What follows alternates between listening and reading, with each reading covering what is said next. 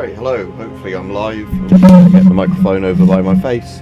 Right, I installed Road to Vostok, and we'll try that out because people asked me if I could try that on yesterday's stream. So we'll do that. I'll just get the chat window roughly where it needs to be. Probably about there. Then I'll do the crop things to it. So enable crop. We only need, because it's live chat, we only need that bit of the box, don't we? So let's set that to about there with the crop. Yep. And then I need to do set top, and yeah, that looks good. And then do the opacity and enable click through. Right, cool. And now when I go to this, yeah, there we go. We've got the chat again where I want it. So yeah, this is good. Just check that looks alright on my phone, and then I'll be talking to just people in this chat. So hopefully you get the notification that I'm on.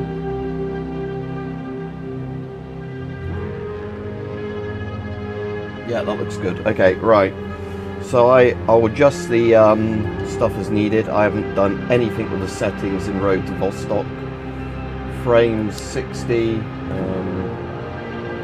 Otherwise I'll keep it on how it's set up. I might turn the music down slightly, even though that's quite low anyway. It's still quite loud. That hasn't even affected it. I guess master volume. Yeah. Right. Tutorial first.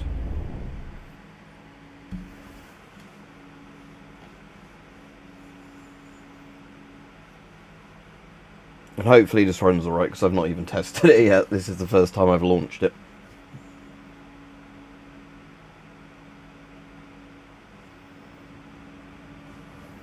Right, so mouse sensitivity isn't too bad, but I will put it down a little bit.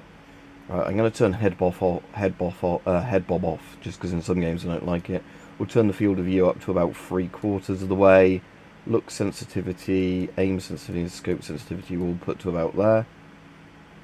Oh, saturation I can put up. I normally like games with quite high saturation, so I'll do that just so colours look colourful. Even if this is meant to be some sort of... might need the sensitivity up a little bit more. Yeah, that's good.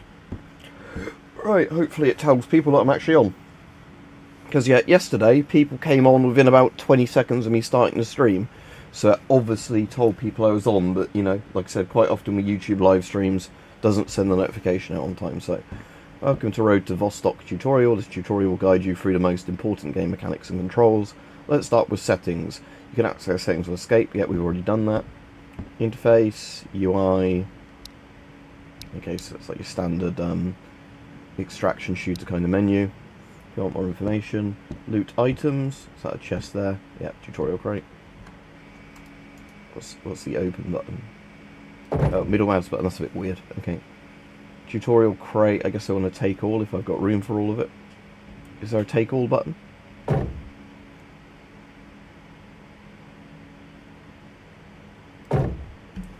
What about control click?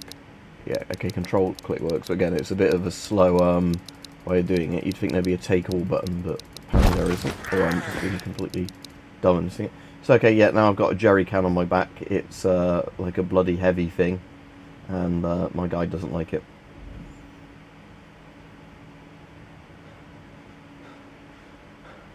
Let's put the heavy items back, because I don't know if I'm going to need those to start with.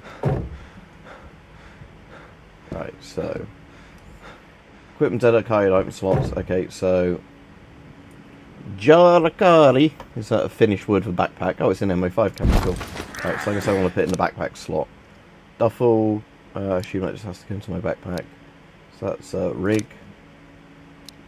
Mosquito hat, where's the head? Yeah. I can just right click equipped. Right, let's do that. Oh, night vision, eh? One of those old Soviet torches. And this is why having the click-through thing is important. Because M6 old Finnish M62 jacket. Let's take that. Now, can I wear multiple layers or not? Let's take a windbreaker as well. Right. Medical stuff. Individual first aid kits.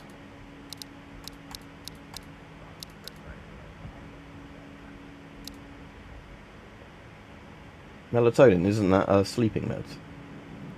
Okay, energy minus 10. Tourniquets, like in fact tourniquets. Okay. Right, okay, what we got? AKM. Finnish variants, the AK. What's the name of those? I'm trying to think of their names. Like Valmets or something, aren't they? But yeah, let's have a Valmet. What about the mags for it though?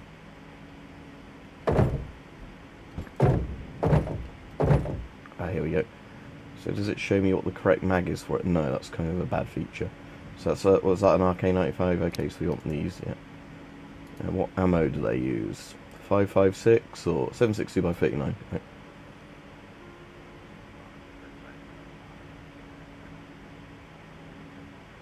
There's 7.62 by 39 in my menu. Shotgun shells, 223. Oh, there it is. So it's going to be this 7.62. And then do I just drag the ammo on to load it? Okay.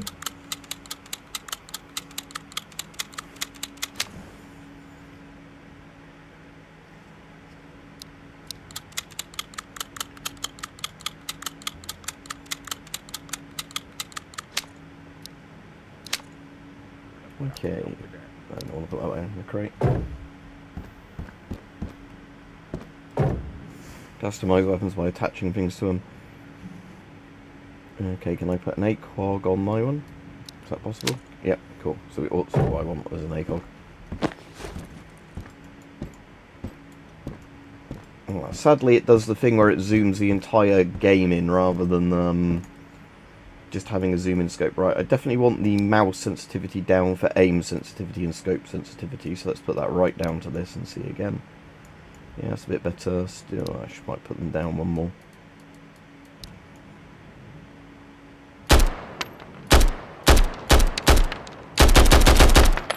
Okay, yep, nice.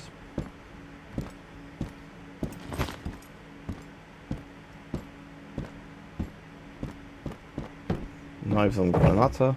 Oh look, F1 grenades.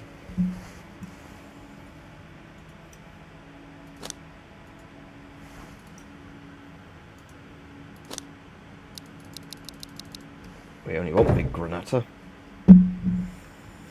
Now, what could possibly go wrong if I throw an F1 grenade in a building of this size? Because I bet you, like a village hall kind of looking place like this, sports hall, that would still be the lethal range of an F1 grenade if I throw one over there. In reality, obviously in the game, they've got very small kill radiuses, it seems. Does it say? No, it doesn't actually say what its kill radius is. Let's try it halfway down the sports hall. Because that should, like I said, these grenades in reality. So you still hold the spoon down when you're holding it like that. So that's a smaller throw. Okay, that's...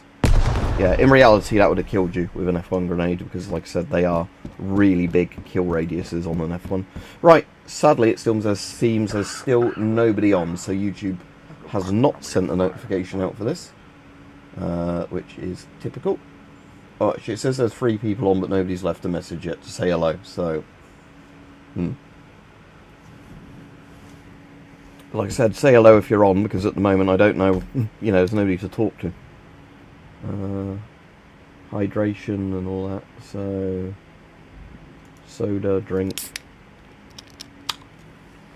I might just start the game rather than the tutorial, because this is all very basic stuff. Bandits, easy AI, guards, medium AI, Vostok, military, hard AI, okay. But they're just like mannequins, okay. Maps and transitions.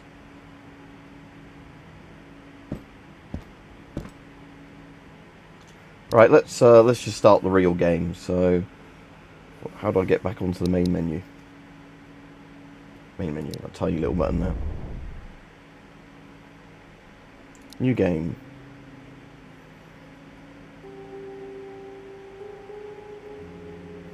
So standard, again all these are locked anyway, so I have to have that. So standard random start kit, shelter spawn, start 12 o'clock with neutral weather, all characters, alright Scruff? Yeah, of course I'm still running Windows 10, can't run Windows 11 as I've said. Oh, it's not properly full screen again, is it? I thought I've got this set to make borderless. Yeah, there we go. But yeah, not going to go to Windows 11. I can't even on this PC anyway because it doesn't support secure boot, and I'm not wiping all my drives to risk setting that up again and bricking my PC. And like I said, next thing I get will be a Linux when I eventually don't use Windows 10 anymore. So I guess summer is the easy thing. Yeah, so on older PCs like mine, you basically can't upgrade to Windows 11. Doesn't let you do it because of their secure boot thing. Yeah, again, like I said, Linux is what I'll go with because I don't like modern Microsoft. Okay, so I've got my little shelter. Like I said, I have no idea what I'm doing in this game other than, you know, like I said, I've played other games of similar types to this, but... Alright, it's morning for me, so I guess the notification finally went out to people about 10 minutes after I started the stream, but that's alright. Like I said, it's just typical YouTube crap that, yesterday when I did the stream, it notified people, and I had people on with about 10 seconds of me starting it. Today, let's just see if I can get that a bit better positioned. And it always wants to slightly turn to the, right, I'm going to see if Borderless Gaming, if I can actually force Road to Vostok to always create profile.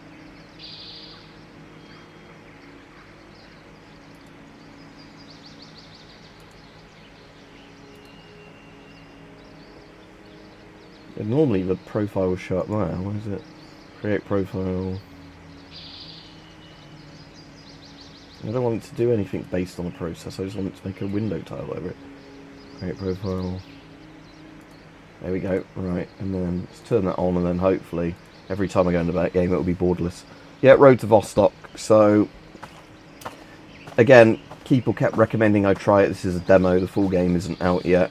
I think it's a finished game, and it's kind of a bit like Stalker, a bit like a single-player DayZ sort of survival thing. So the reason I'd obviously find this sort of interesting is the fact that it's single-player, not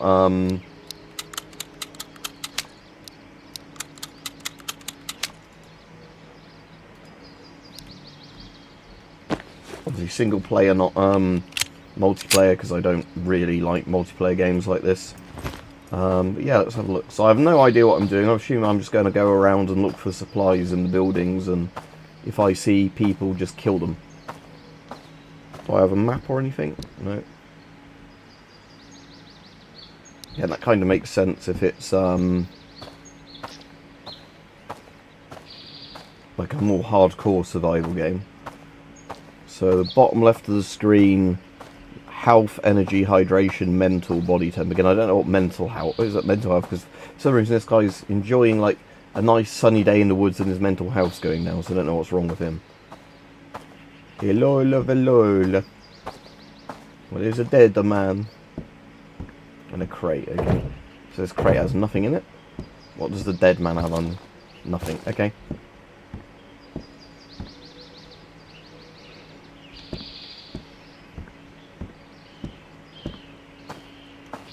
I thought that sign was a person then.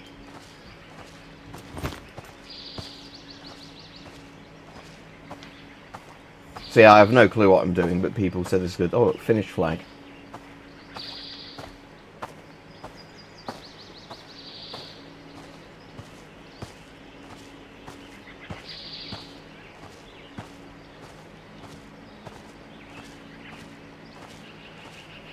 So I assume this game is based in post-apocalyptic Finland, I would assume. Like I said, I don't know much about it, just that people have told me it's good. It's like quite a lot like Stalker and, you know, things like that. Oh, there's a board game? What does a board game do? It's rare, apparently, 140 euros. Right, might as well wear a winter jacket. Oh, that changes it from my M62 jacket. Right, let's equip this and just keep the winter jacket in there. Religion, eh? Book, religion, matches.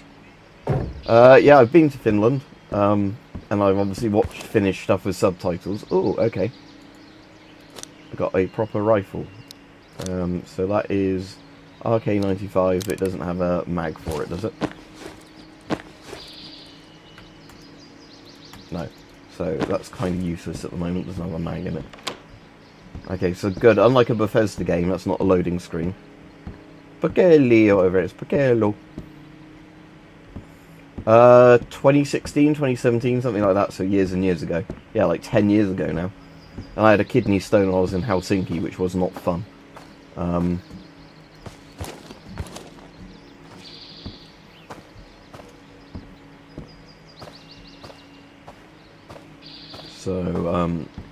Yeah, so like I said, at least this is running at a solid 60 FPS.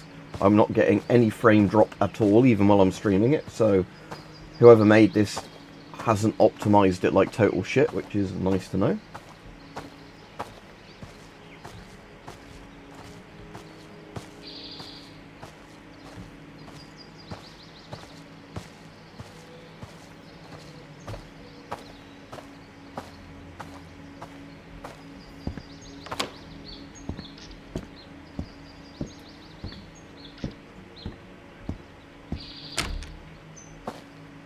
That's a bit weird. Was that a kink thing, or just a guy with way too much money on his hand? Oh, behave. These houses are full of trash. There's another dead van. Everybody here is dead for some reason. And a mag for some other game. What mag's that for? Does it say? Oh, Makarov. Okay. I don't have a Makarov.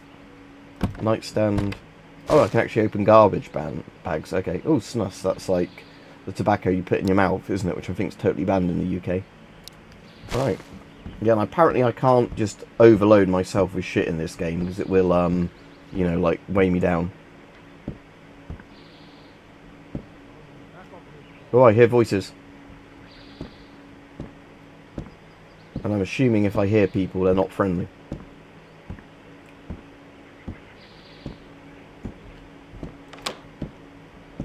I can lean, okay. I do like the vibes of this game. It reminds me a bit of, is it called Miscreated? There was an old game a bit like this, which was a bit like a DayZ sort of clone spin-off game. Right. Oh shit!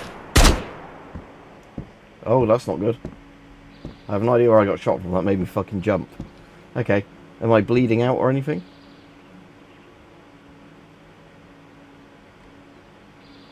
Where did I get shot at from? I'd like to be able to toggle this, but it actually pauses the game. Okay.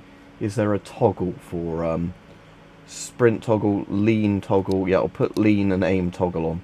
Okay. Yeah, that's better. I like that. Right, let's see if I can heal up over here, away from the window. Oh, wait, never mind. I hear angry Finnish noises.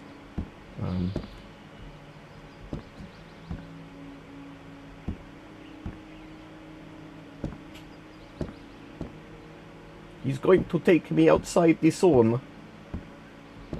Behind the sauna. Yeah, do I have any medkits on me or anything? Bandage. I don't know if that will do anything to heal me or not. I don't know if bandages just stop bleeding or if they actually heal you. Oh, does it actually heal you? Okay. Alright.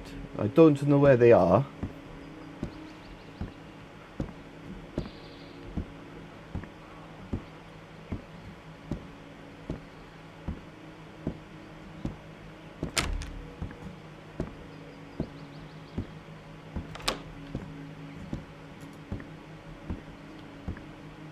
Yeah, exactly. Again, AI in games these days that actually doesn't just blindly walk through a door is quite sophisticated for a modern game. Can't see shit out there.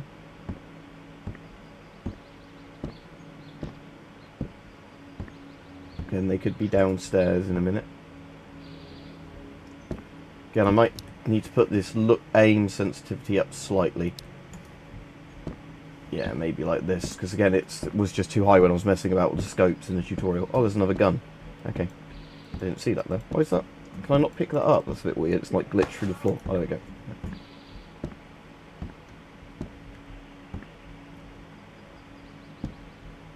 Anybody out there? Because this is where I was standing when I got shot.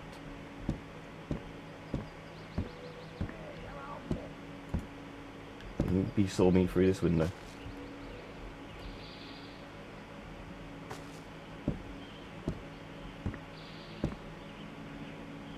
Can we see anyone? It's set in some sort of post-apocalyptic Finland, I think. We'll see if it's like horrible lefties or whatever the enemies are in this Stafis to know where it's set. Right. Just be careful in case there's a guy waiting for me in that doorway. No. Okay, I can't... Oh, I can leave him when I have to go out. I don't think it was letting me do it.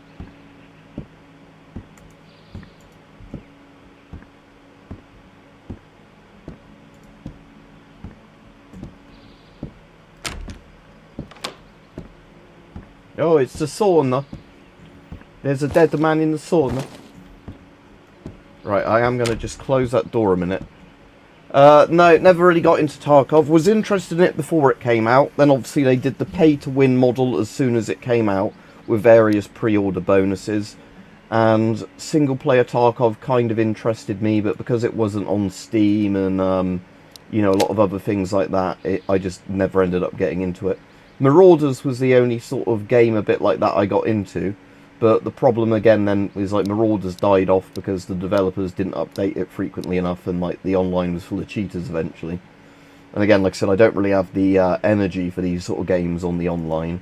Oh, duffel bag I can equip, okay. So yeah, because like I said, I'm not really like properly into online games. I'm just too casual for that now. No, I've not played Forever Winter. I like The Long Dark. Because The Long Dark's not really PV sort of against other humans, is it? There's bears and wolves in it. But for the most part, The Long Dark is just sort of... what's that? Salty licorice consumables. Dehydrates me, but gives me energy and mental. Right, let's eat that and then hope we can find some water in a minute. What's E-powder? Oh, energy powder. Yeah, right, never mind. Alright, let's see if we can find the guy that was shooting at me. Because again, I don't know if the AI is good enough in this game to know if you've retreated. Yeah, again, if it's on sale, I might get it, but like you said, it's... The problem is with something like Tarkov, I don't know if the cans are used for anything, so I will take a couple. Like, I don't know if you filled them up with water or something. But yeah, you can't just buy the PvE version of Tarkov, can you? You have to buy the main game, and then it's like an expansion for it. I know somebody had already previously done, like, an Escape from Tarkov PvE mod that was meant to be quite good, but it's a bit different. But again, I've got a couple of single player games that are kind of in that vein. Like I've got what you call it? I've got Incursion Red River that's quite like that, where you get a big map and it's sort of an extraction shooter with AIs. We've already been in here and looked up his arsehole. He looks in the nightstand. I'll just look in all the garbage bags in case there is anything else in them. Okay, so all those garbage bags are one thing together. Can I look in the heaters? Fireplace. No, nothing in there. Right, okay, I think I'm going to have to go outside, aren't I? And I don't know where the guy is that's shooting at me. But, you know, nearly iced me. Let's have a look. Oh, a toilet. I can't drink out of it. No cans. But yeah, so,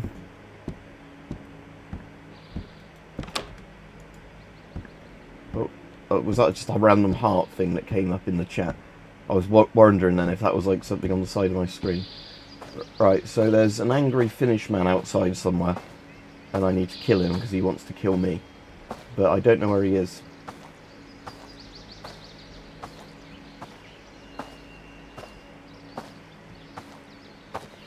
Again, I don't know if the AI, if it loses sight of you, just wanders off in this, or if it carries on hunting you. Because again, I don't know how the AI works in this. Right. I'll stop crouch walking around because I am slowly losing, you know, like hydration and everything like that. But I can't see anyone at the moment. Right, can I vault a fence? Yeah, good. Because it annoys me in games when you have fences like that and your character can't climb over them. Looks like there's a dead guy in that treehouse thing. Right. I'll close all the doors behind me so I have less, like, bits open for people to see me and shoot at me from. Again, there's dead bodies everywhere in this.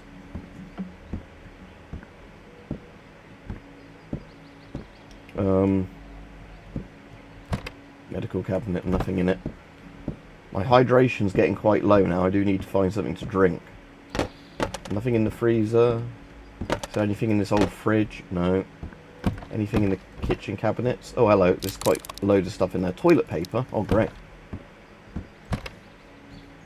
A rucksack that looks better than my duffel bag, so I'm gonna get rid of that and have that rucksack. I like the look of that rucksack. Fishing book. Cool.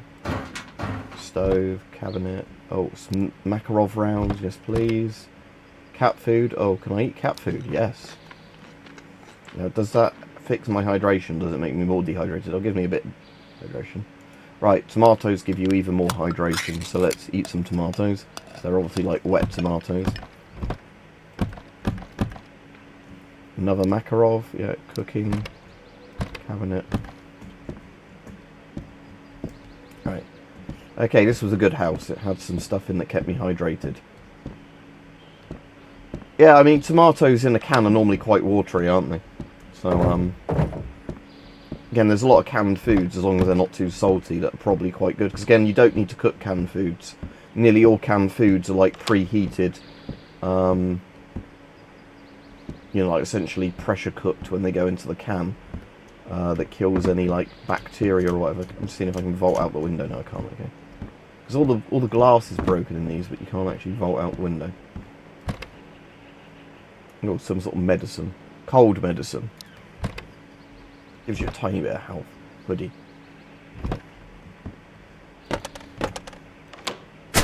Oh. Somebody was shooting at me there. Right, in real life you shouldn't peek the same door where somebody shot at you, but I want to see if I can spot... Oh, there he is, look in the distance. Oh, there's more than one of them. Okay. Let's close that door, see if I can get... Let's close the back door as well. And see if I can get an LOS on them. Where's that one there? Yeah.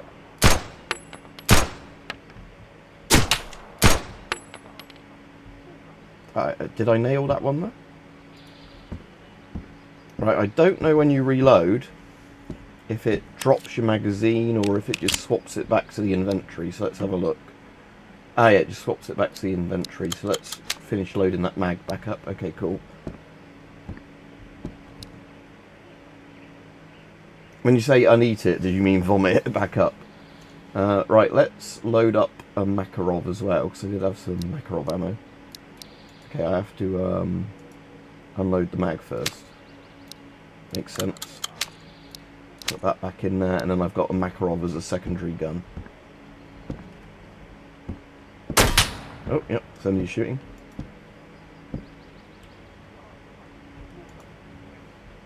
Sounds like there's... If the directional audio is any good in this, sounds like somebody's on the other side of this house as well. But... Oh, there's a guy.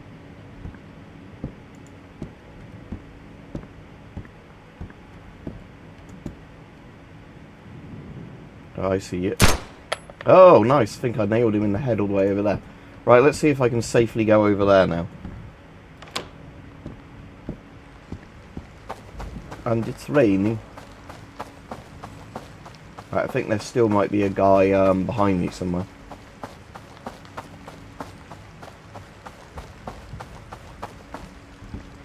Right, so here's one guy I nailed. Okay, does he not have anything in his corpse? Oh, I see, he's only got the 1911. Okay, let's take that. Oh, this guy has, oh, a Mosin. Okay. He has no ammo for the Mosin. But I might as well have that rather than... Let's get rid of that gun for now. Right, my one's at 100%. His one is in much worse condition. So let's take the ammo out. Can I take, like, strip it for parts? I don't think so, so let's get rid of it.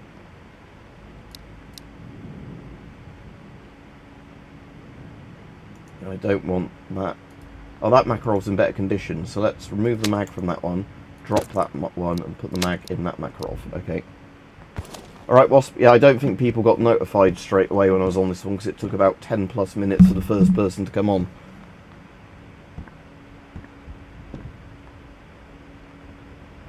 Yeah, again, I do talk about a bit about that, but, yeah. What I do in that video is mostly talk about some of the stuff he said and whether or not I agree with it or not. But yeah, I do talk about tactical voting and like splitting the vote in that.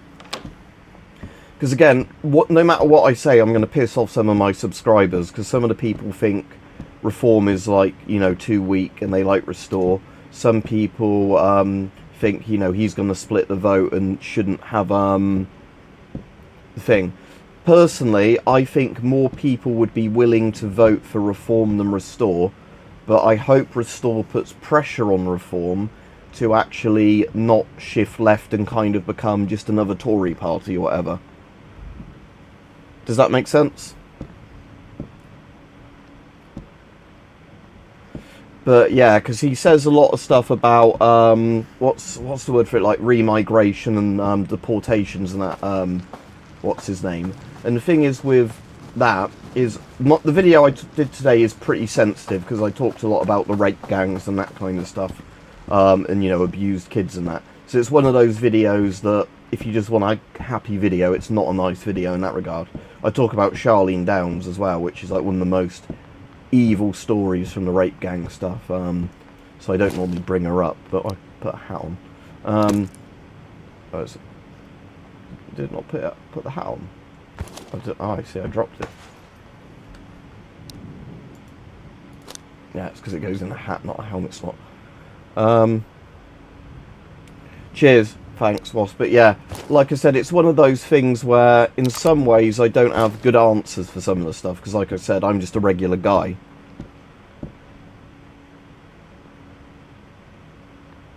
Yeah, exactly. Like I said, reform will be dead to me if they turn into the Tories 2.0 and just, you know, shill for the same big media and big like globalist sort of companies, you know.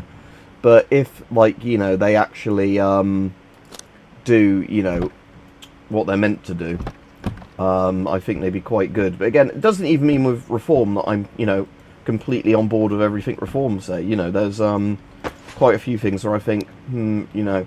But again, like I said, with the Rupert Lowe thing though as well, am I able to see how a good? So that gives me insulation 15, capacity 5G. That one gives me, so it's literally exactly the same, but it's not camo. Okay, get rid of that then. How about the winter jacket? Insulation plus 40. Okay, so the winter jacket is better than the Finnish jacket, but I like the Finnish army jacket. Yeah, but like I said, the problem is in the UK is as things get more and more like bad in a way, the more extreme people are going to get. And part of the point I'm trying to get across to people is that we need to sensibly deal with things before it escalates further. But a lot of yeah, again, the problem is with Farage is it seems a lot of the things Farage I think is very much like Trump, where I kind of like the guy, but I think he is one of those guys that doesn't want anyone to be bigger or more popular than him in a party, and I've heard that from quite a few people. So I think, again, he's one of those people that, you know, it causes problems for that reason, if that makes sense. Okay, so...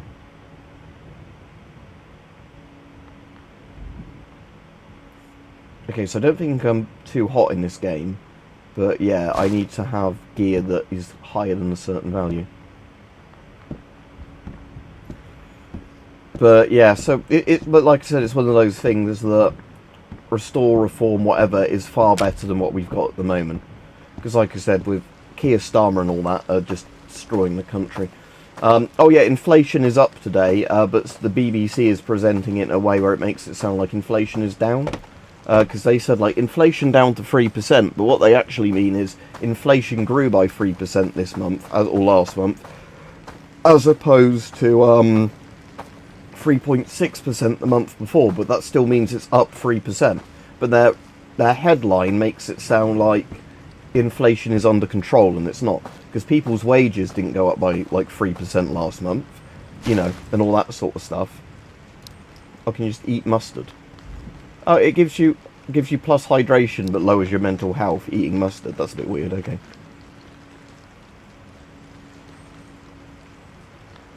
Yeah, again, like I said, that's the problem. Is you get people that want to take one side or the other, and like I said, the problem is, like I said, I'm a Reform member. I think I've said that before, but you know, I'm not going to run for anything or whatever else. But I am a Reform member because I joined up early on when they were trying to get more members in the Tory party. Just as a bit of a fuck you to the Tories, but I do kind of like, you know, a lot of Reform's ideas. But like I said, I'm still not necessarily 100% know which party I'm going to vote for when it comes to an election, because of the fact that, you know, like I said, if some big scandal happens or something big fuck up happens, I like to think that, you know, I'd vote the best way possible. And I did say in today's video that I tactical vote, because in my... check my corner. Oh, I'm dead. Okay, that... yeah, I assume they do like... Okay, that was quite cool. Let's try this game again then. But yeah, so the AI can literally camp corners. That's quite clever for AI in a game. Because in most games I've played, the AI will not do anything like that. You know, AI is constantly always walking around or whatever, so that's kind of cool. But yeah, so going back to what I was saying before, like I said, in my area, because I'm in an area where, you know, like, potentially, like, the last couple of, you know, elections, it was between always Lib Dems, Tories, you know, whatever else.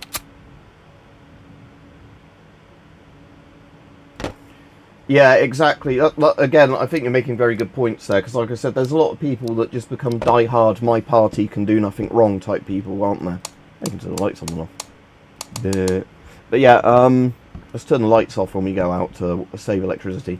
But yeah, like I said, I'm hoping... I think Reform put a candidate up in the last election in my area, and I think he actually... Because I voted Reform the last time there was an election. I think that's the first time I've admitted saying that, because a lot of the time when people ask me, I just didn't comment on who I voted for. Not because I'm scared of saying I vote for Reform, but because, you know, it's just one of those things where quite often I'm quite private about who I vote for, but, you know, now the way things are going, I'm going to be more and more open about the politics of what I think, because people seem to like to hear it anyway. But in the past, I've obviously tactical voted between Lib Dems, Tories and whatever else, who I think is like the least bad candidate for my area. But the Reform guy I voted for, I think, got a decent share of the votes, to the point where people might say, in the next election, Reform, if they got however much percent of that vote in our area out, you know, out of not being a candidate, you know, a party before in my area, they did better than some of the other parties that always stand in my area, even if they didn't get close to the Lib Dems and Tories. So, you know, again, I'd probably definitely vote Reform in the next election, you know, assuming, like I said, nothing major happens. Because if they did that in the last election, then, you know, it wouldn't be a wasted vote. It or a protest vote, you know. Because the point I keep trying to say to people is the problem is that, you know, if you live in a constituency where Reform has no chance, for example, I would pick the least bad option of the parties you've got, you know, because otherwise you're wasting your vote. But, you know, again, other people have different opinions on that. But, like I said, in my area, it was always beforehand tactical voting between the Lib Dems and the Tories of who would be the least bad candidate at that time. And,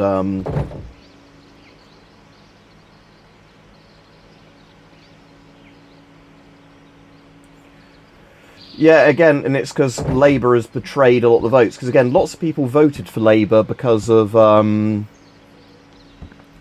was I going to say? Lots of people voted for Labour, didn't they, obviously, against the Tories, because we were so fed up of the 14 years of Tory mismanagement. But then, did I actually load my Makarov? Better double check that. I can just swap the magazines out. But yeah,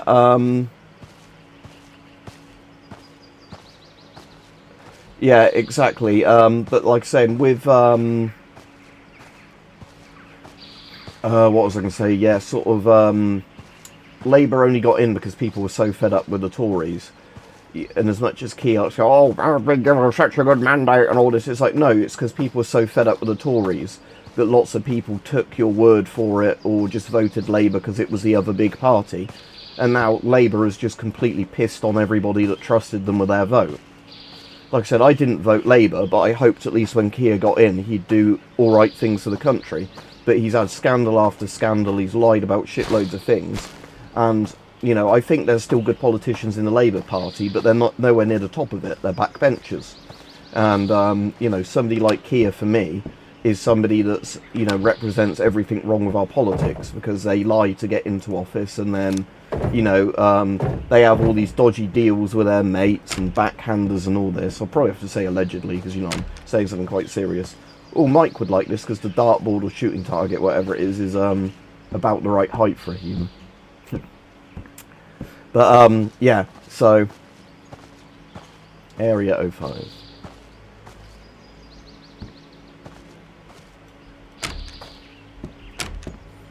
Only thing I wish of this is that the door texture didn't look so flat there. Again, if it's an indie game, I don't really care, but, like, you know how the fuse box has the bits that stick out, I wish the door handles were actual, sticking out door handles.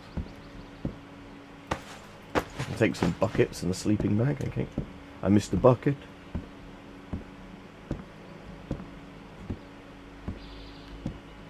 Some ammo of some sort there. And some toilet paper. Oh, a gun on the floor. Is that another Mac? But the pickup mechanic is a bit weird in this. Like, where you... It doesn't seem like it's actually the middle of the screen, which is a bit weird, but okay. Yeah, like I said, I think somebody can look this up if they want while I'm playing it.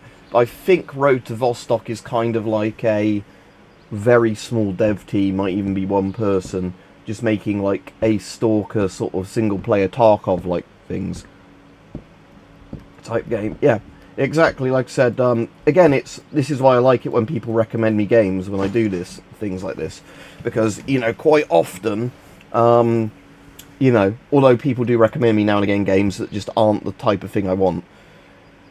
Yeah, again, this is like DayZ, but it doesn't have any zombies in as far as I'm aware, it's just humans, and again, it's only against AI as far as I'm aware, this game, there's no players in it, so if you didn't want to put up with players or cheaters or didn't have an internet connection, this would be more like your sort of thing. So like I said, that's my problem with these games, I just don't have the patience for playing a lot of PvP games anymore, because you really need to know the map layout and really be concentrating and all that, and sometimes if I want a game to unwind, I don't want, you know, to be playing against sweats and cheaters that are going to dominate me every game, because, you know, they know the exact map layouts, where all the spawns are, all that sort of stuff. But I like Arma 2, which DayZ is made from, because DayZ was originally a mod for Arma 2. And Arma 2 is just like a very realistic, for when it was made, military simulator. But again, the company that makes Arma, Bohemia Interactive... Ooh, a shotgun. Now I have a shotgun. Oh ho ho. Fishing, cooking, nails. I won't bother with the nails. That doesn't have any shells in it, though. I don't want a Makarov with no ammo in it.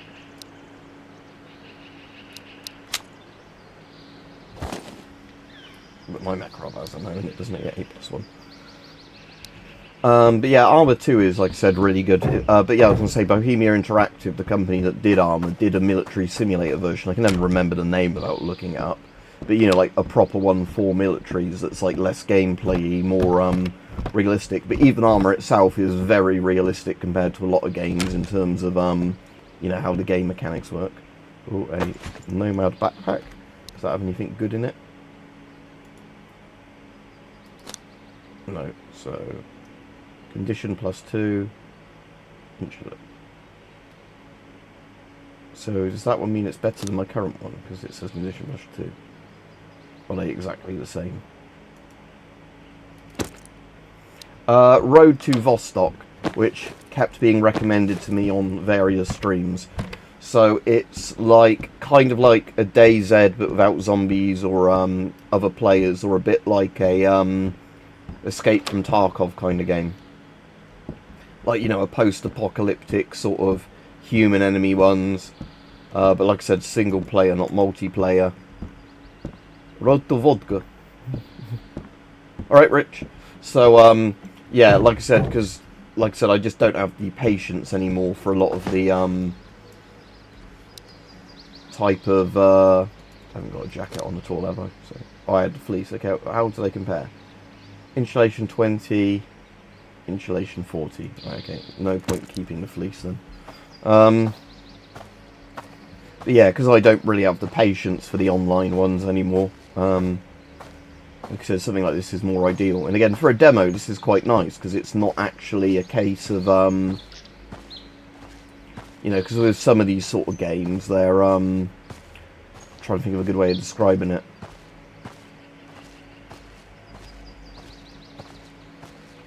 Completely lost my train of thought there, but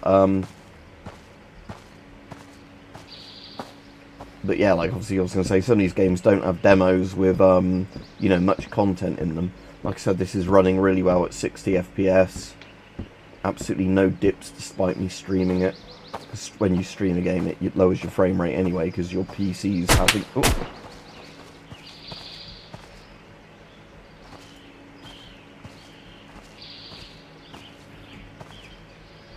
Did the shots come from down there?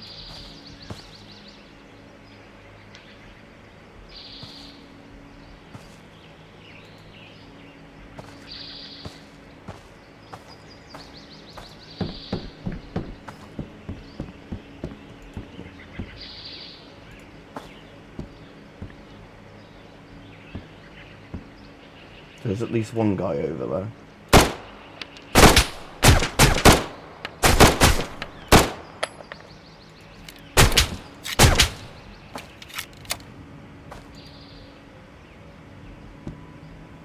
Now, I wonder if the AI bleed out. So, like, if I put a good bullet shot into somebody, will that AI bleed out over time if they don't have the medical supplies?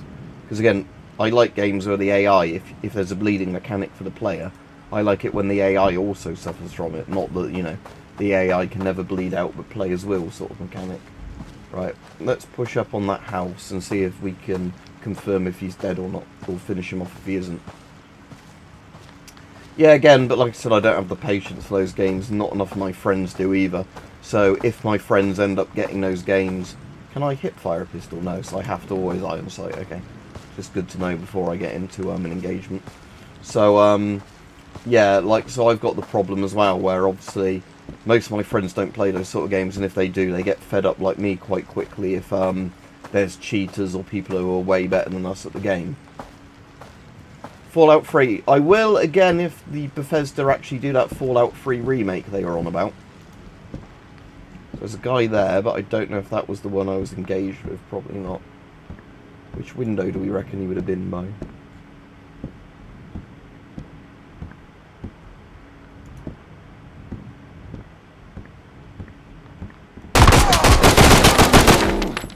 Again, I should have checked my corners better, but...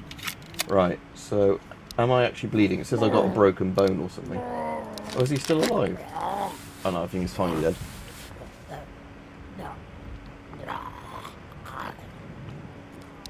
So how... Do I need a splint or something, I imagine, to heal a broken bone?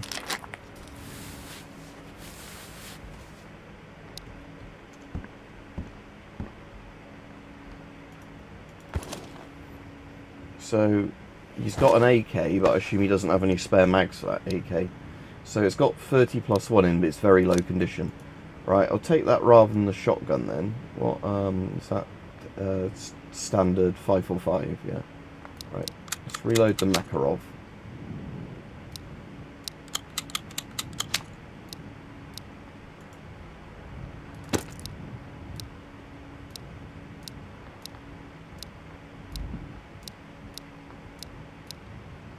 Now, I don't know if the gunshots will attract AI in this either. Yeah, I'd never played Rust. I know people who played Rust and liked it, but I never tried it. So I need a splint of some sort, don't I, for, I guess my leg with a broken bone. Or whatever bone's meant to have been broken. But I don't know if that's going to continuously, like, yeah, it is degrading my health, and I have no idea how I'm going to fix that. So yeah, I'm losing health to a broken bone, and I don't know what I'm meant to do about that. Because I don't have a splint or, Oh, there's Panzer chocolate. Chocolat, whatever it's called. In this they've called it Krieg Chocolade by the look of it, but in reality it's called Coca Shoka or whatever it is, isn't it? Coca-Cola. That's it, Coca-Cola. Oh, there's some shotgun rounds. Okay. Can I not load it? Do I have to take the shotgun out to load it? Or is it not the same caliber shotgun? 1270, 1270. So why can't I put it in a shotgun?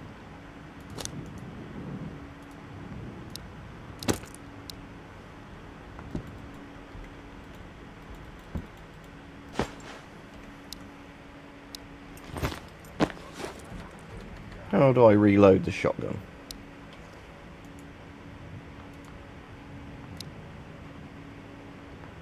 Because the other ammo you just literally drop on the mag, and the shotgun doesn't look like it would be one that, it looks like it's just one that you should just be able to,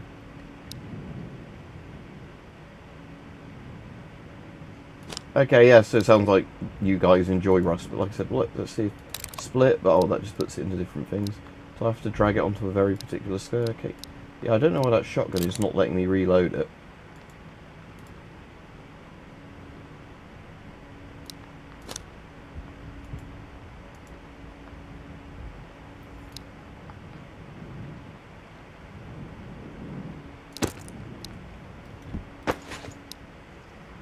Again, I'm sort of bleeding out, so I better see if I can find a splint, but I think it's game over for me. Because like I said, I have no idea how to stop the bone damage type thing I've got now.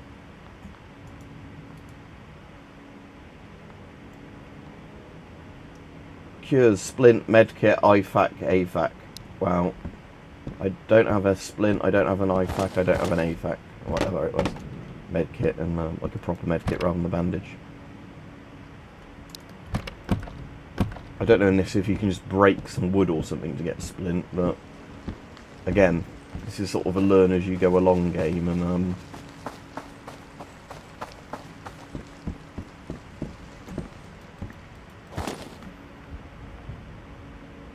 cold medicine, right, let's use the cold medicine to just temporarily boost my health. I assume I can fill it with water to hydrate myself, would be my guess, like from a water source. That would be my guess, anyway. I don't think with how slowly it's raining at the moment, I could just put it outside and it would fill with rain. But I'd assume it's one of those things where you can go to some sort of water source and then take the water with you.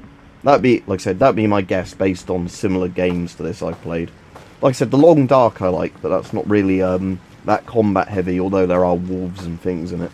The Long Dark is much more just surviving the cold and things, but... Right, let's check that big building over there and see if I can find anything to act as a splint or whatever before my guy just bleeds out. Because it's just a woodshed.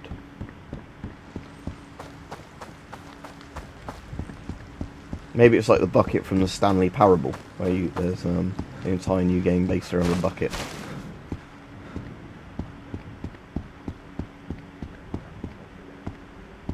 I think I heard voices again.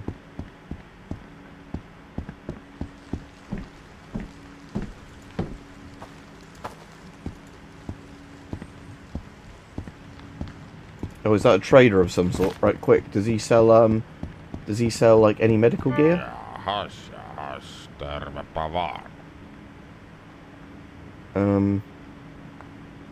Do you sell a splint? No.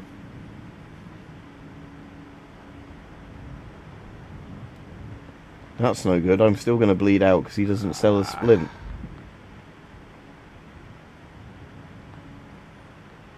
Suppose I could buy the cold medicine off of him. Plus tax. I have to play plus tax in a post-apocalyptic place. That's a bit silly. When will I do a live stream? I'm doing a live stream now. What are you on about? I am literally doing a live stream now and you can see me. Hello. What are you on about? A live stream where it's just me and nothing else? Like no game? Again, it seems very strange to say, when will you do a live stream while I'm currently not game? Well, again, maybe now and then, but more people like these ones. And again, there's not much I can do differently in one that's not a game one, because for the most point, the part of these is talking. Again, like with gas masks, I can't. Yeah, I bled out. The you know, load game. How can I load a game? Oh, is it just cabin again? That's not any further than I was before, because that was just the start of the game, regardless. But you know, for the most part on a live stream, it is just me talking and answering questions, because again, with like a lot of the gas masks and helmets and things, I can't get them unless they're handy. So it's one of those things where really there's not much difference between this and me not live streaming a game, because I can still talk to people.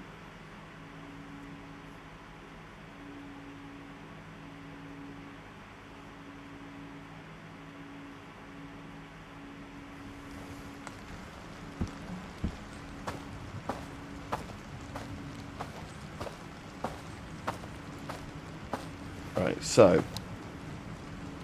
Oh, I have absolutely nothing with this character. Okay, that's not good. Let's have a look in the house, just in case there was something in here and I didn't pick it up. I don't know what Smiling Friends is, or Freak, I'm afraid.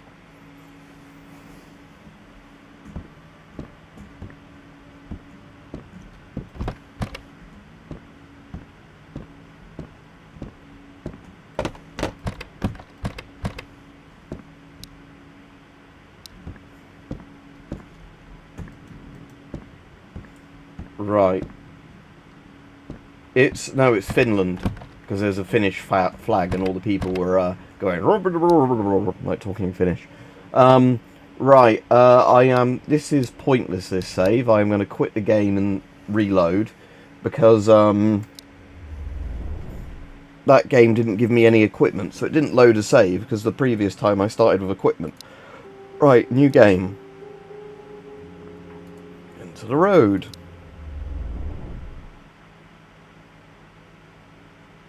You don't know the name of what? Legalnukes.com. You didn't... Oh, what, the name of the game? Road to Vostok. Made by, I think it was made by like 1 or 2 Finnish people. Alright, see, yeah, this time again, I've got equipment, which is how the game is meant to work. Oh, again, it's a bit of a weird mechanic. So... Right, can I at least load the shotgun? Let me look at all the controls, because I want to know why I can't reload a shotgun. Oh, insert cartridge, left mouse button. But that's not inserting a cartridge.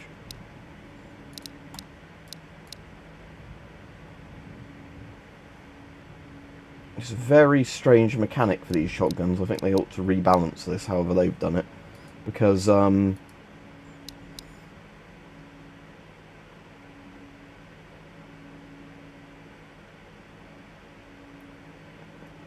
I said, it makes sense for the other guns where you just drag the things onto the thing, but like I said, if I put this in my inventory, I can't just drag and drop the shells onto the shotgun to load it.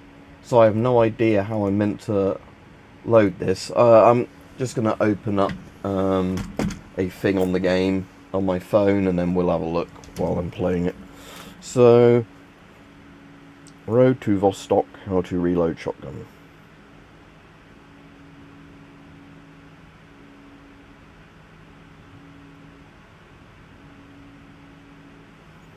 Yeah, apparently this is a very commonly searched for thing.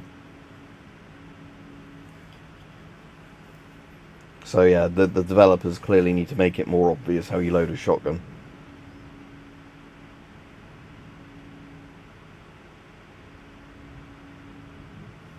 Have to hold Alt to and click right mouse button to load. Okay, let's see if that works before I close the page. So, I guess... Get the shotgun out, I guess. Hold Alt and click right click. Alright, that doesn't work. That person's lying. That's, I guess, holding it differently. Oh, hang on. No, that was Control, not Alt. Yeah, that's Control. Alright, so the person is completely wrong who said Alt. But okay, you hold down Control with a shotgun, okay. Right, at least that's that sorted. We now know how the shotguns work in this. Again, I think you should just be able to drag and drop the shells on them when you're ever in your inventory, if it's unloaded in your inventory, because if the other guns you can do that with the mags, I don't see why you can't do it with a shotgun. It seems stupid to me, but okay.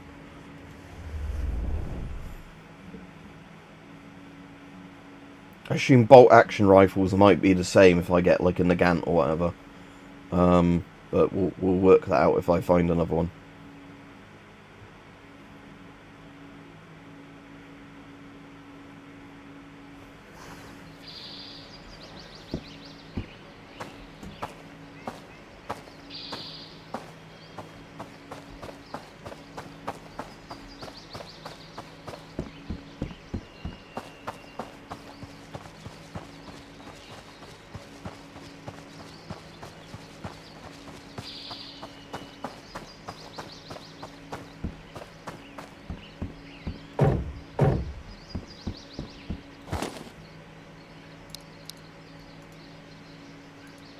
These are not as good as the winter jackets, so I don't want them on. Again, can't see any enemies to begin with out here, so and yeah, it's control to load. Okay, I need to remember that.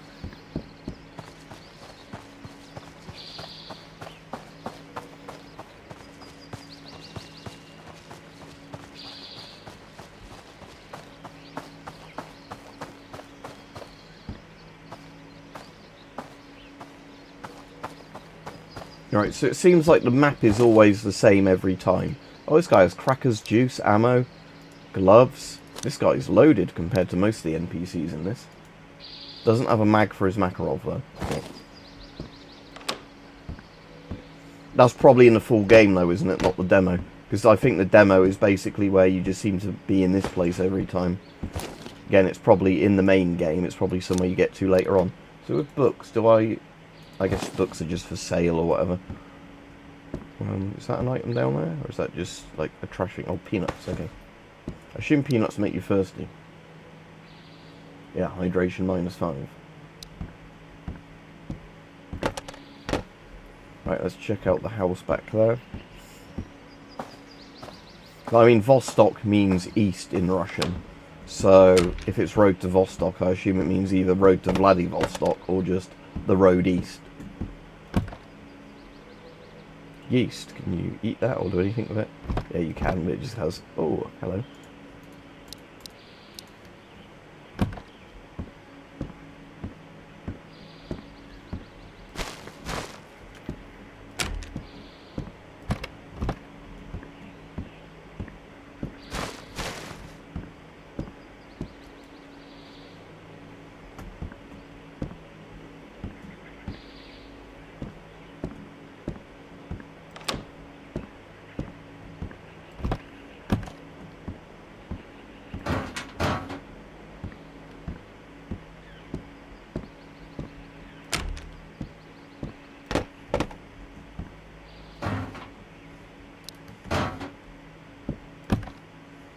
More shotgun shells, very nice.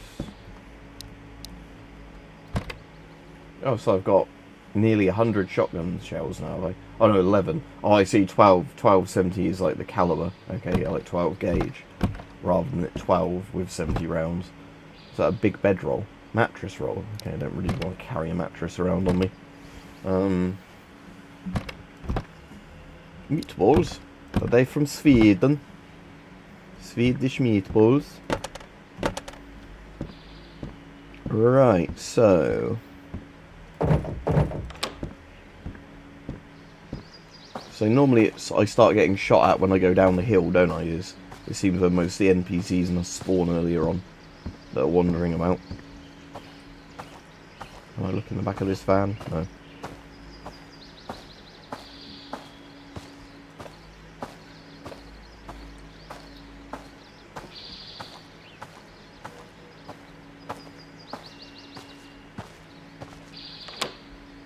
Yeah, well, again, unless you had like some horrible radiation disaster or whatever, or chemical disaster that killed off all the animals, they'd probably still be around and quite happy.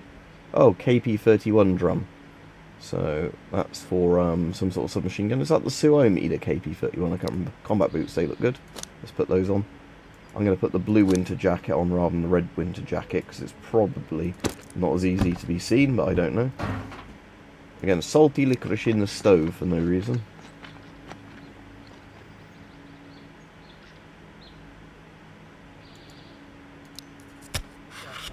Oh, shit, I can hear voices.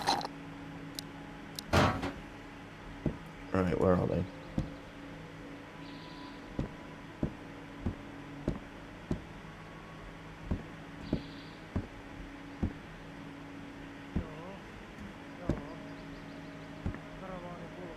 Maybe in that house over there. Right, because I can hear enemies, I'm not going to just carry on looking about this house, so I don't want to get shot in the back while I'm doing something.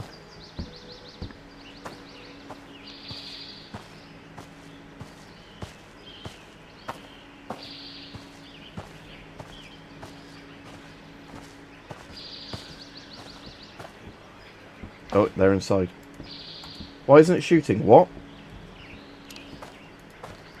Do I have to manually rack the shotgun or something? Oh, okay, I do. Okay, right. That could have gone very badly if you saw me.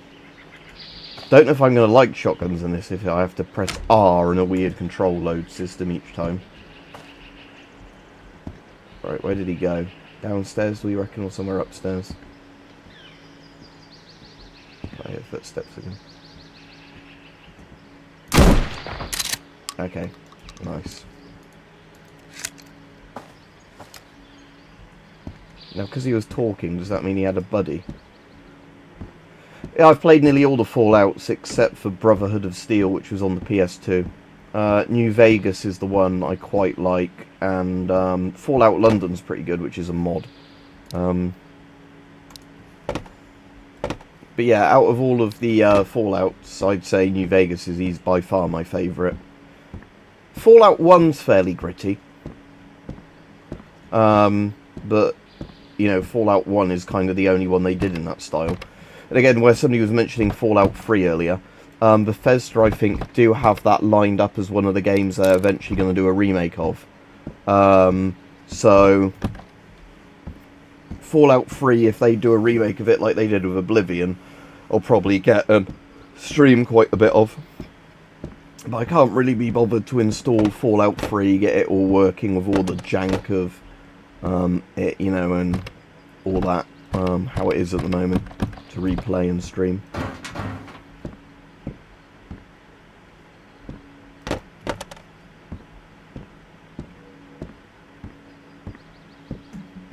Right, let's see if he had any friends downstairs.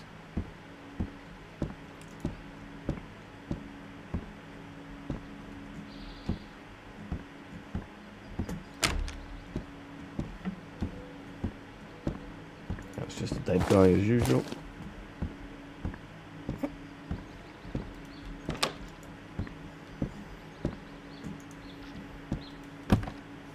Oh, loads of cold medication in that cupboard.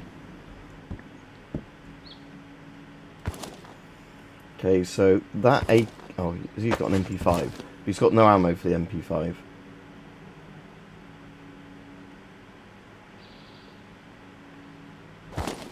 He's got ammo in the MP5, but no. Let's put the MP5 into my... Can I actually have that in a secondary slot? Yeah, I can. Okay, cool. So I can have my shotgun as my primary, and then I can have the MP5 as... Because this should be fairly accurate over a distance.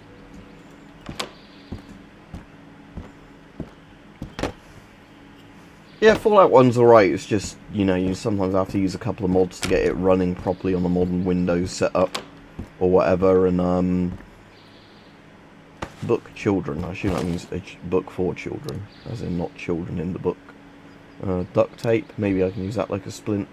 Right, that's the Makarov mag, isn't it? So let's fully fill that up. Where's my Makarov ammo? There. Put that in the Makarov, and then I have got at least a working Makarov now.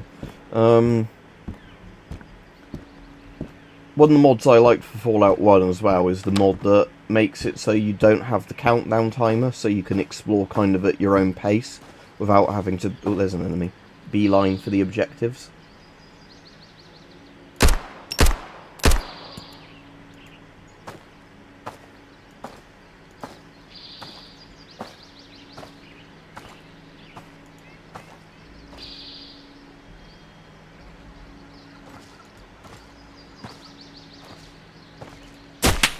Oh shit.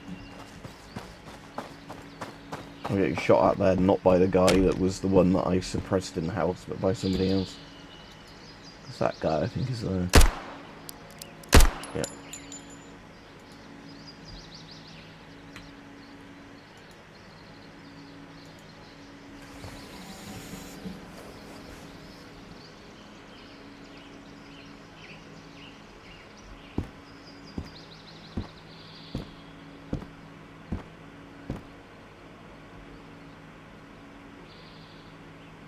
Can't see anyone.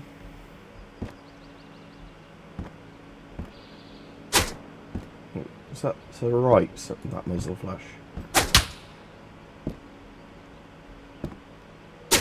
Yeah, over there somewhere.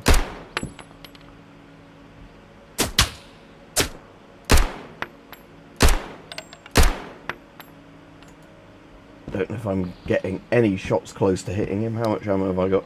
Still 7 shots in this, okay. Plus 1 in the chamber.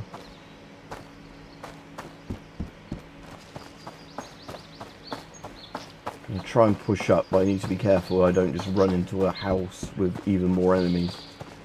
So I think the guy that was in this house went running from it when I was shooting at him, but I'm not sure. Like I said, I need to really remember to check corners in this, because the AI can just like sit in a room and wait for you to move.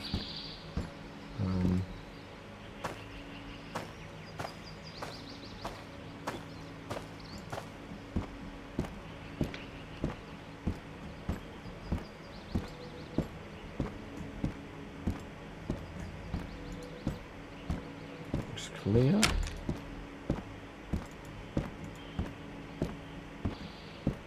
I think we're clear in here for now.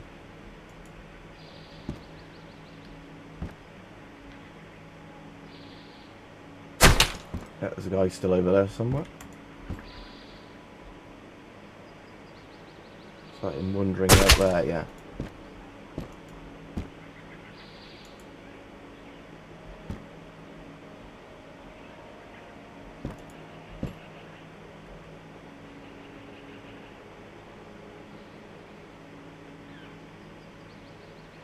Over there somewhere again. My eyesight isn't really good enough to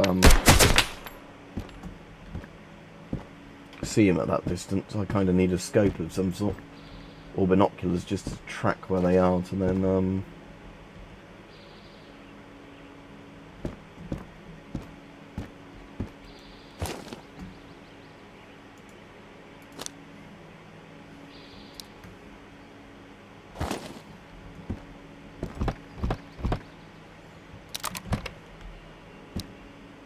right, only 4 shots left in this AK, and then I'm gonna, not AK, sorry, MP5.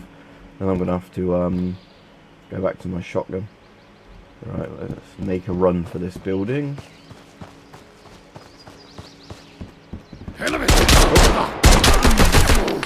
Oh. Again, that was close, because again, didn't check my corner, but wasn't expecting a guy to be waiting for me.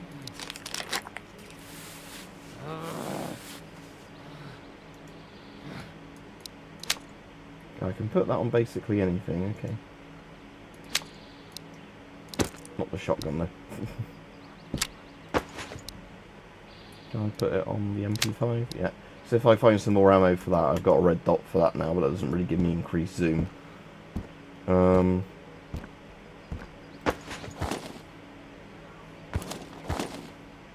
Okay, so let's drop this AK. So this AKM has... I'll drop that.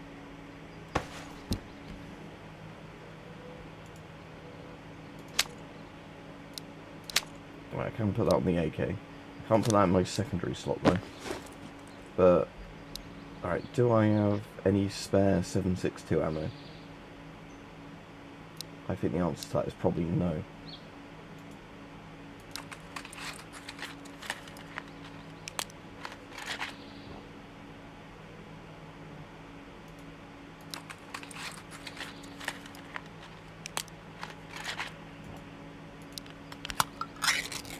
No, it's painkillers,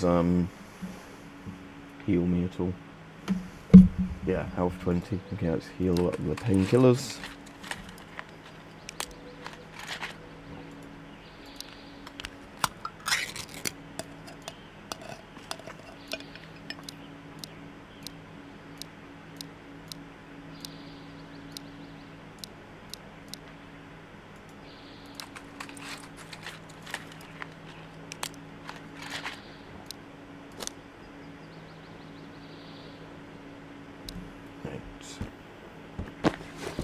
Probably ought to use this now. Is that a battery of some sort? Oh no, 9x19 ammo. Oh, that's good. I can put that in the MP5. Okay. Unload mag. I already had some 9x19 on me. Whoops. Right, that's good. I can actually, so that's... I might just drop this AK, remove the mag, remove pro, and just drop the AK, because it's not got very good condition anyway. Right, put that in the out there. Okay. This isn't in great condition, but at least I've got quite a bit of ammo for it. Right, but there's still a guy with a rifle outside trying to hunt me, as far as I'm aware. Right.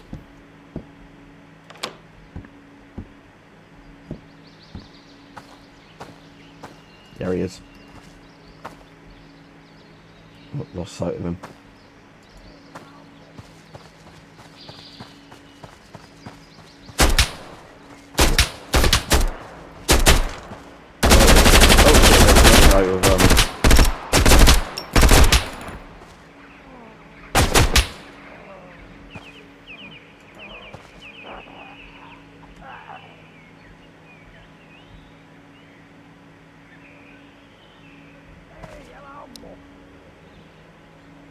I don't have any more bandages, do I?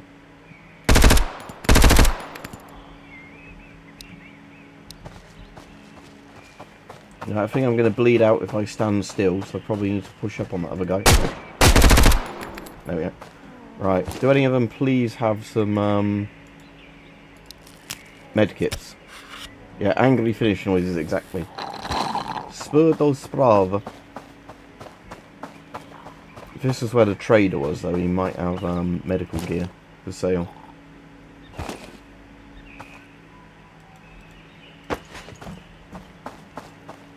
What does that other guy have I shot? Or Valmet or whatever it is. Okay. Alright, let's take both of those. If the trader's still in the same place, let's go to the trader. I'm assuming this is like a safe building in here if it's the trader building. So you can't just, yeah, get shot in the back while trading with a trader.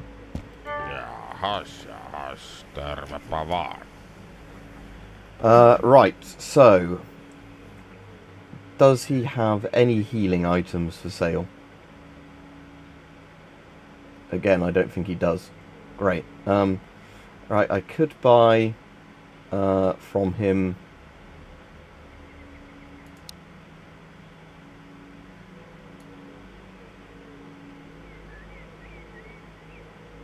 deliver toilet paste and lotion, get a thing.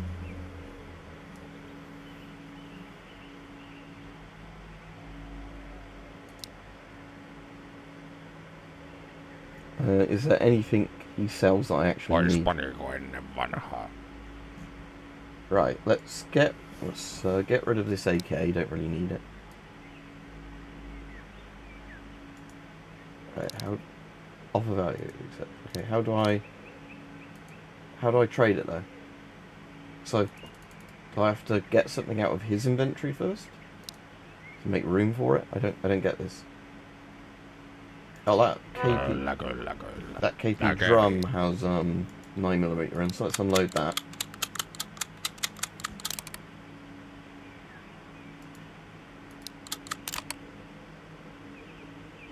Okay, so... okay, that's another MP5 mag, so I could do with that. So, can I then trade that for an AK? Ah, yeah, cool, okay, yeah.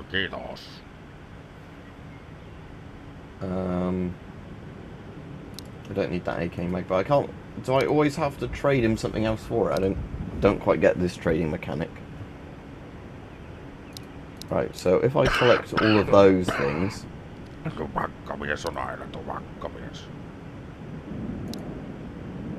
guess I need to get my thing into the green for the trade to work.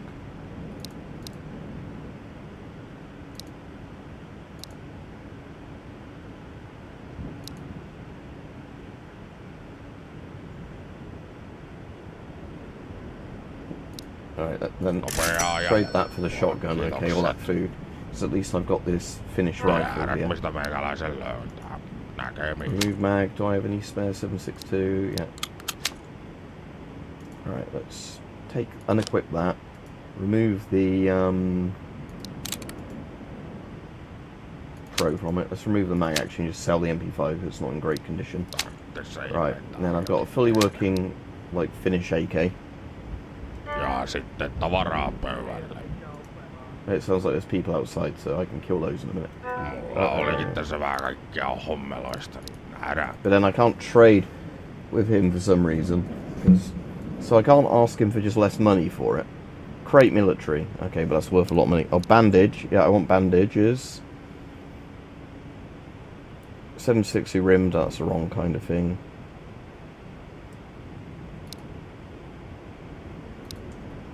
I've already sold the shotguns, there's no point doing that.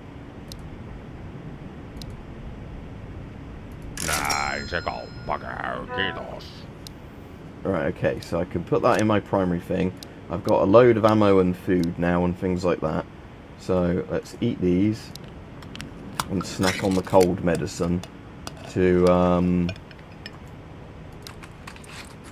slightly heal myself. But again, there is a money system, so I don't get why you can't just sell stuff to him and then later on... Right, so it does sound like there's some guy outside somewhere. So we need to be careful I don't get killed by some random bandit.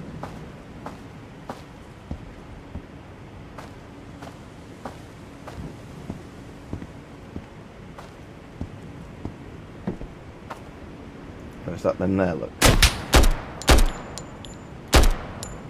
Are they dead?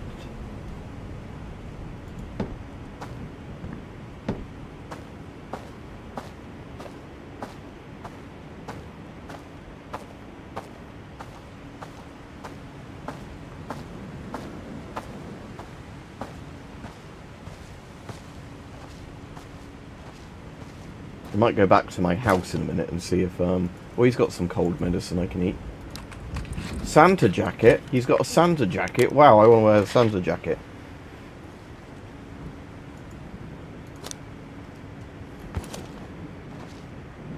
Now I have a Santa jacket. Ho, ho, ho. And he's got Nagant. I'll keep the Nagant for now. Right, so my house is up the top of the hill, wasn't it? So, let's see if I can save the game or something in the house.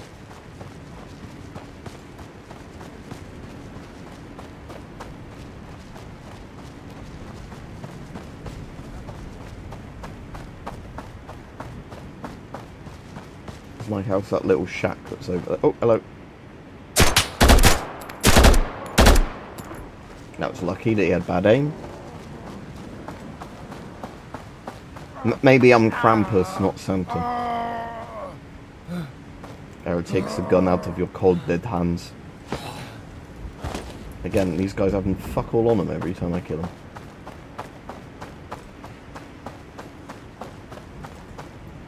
Is it my little house, that thing down there?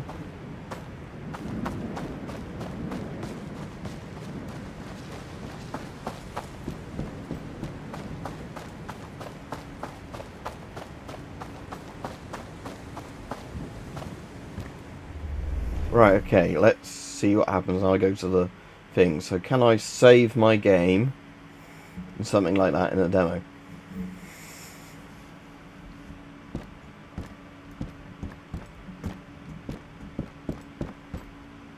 Sleep, random sleep, so however many hours, and does it now let me save the game or something? Let's find out. You slept 7 hours. Oh, it's very dark. Oh wait, or is that because the guy's drowsy and he's just waking back up? Right. Is there any way of saving the game? Because all I can do is main menu and quit there.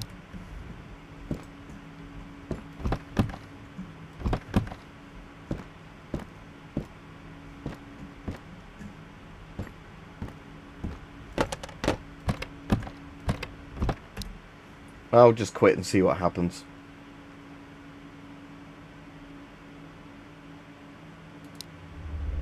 Then we'll see if the load game works. But again, this is just a demo at the moment anyway, so... Loading cabin. Is this going to have loaded my Kris Kringle one?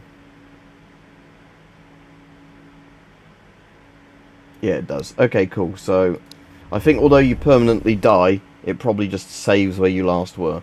So let's play some of that Easy Red 2 again for now.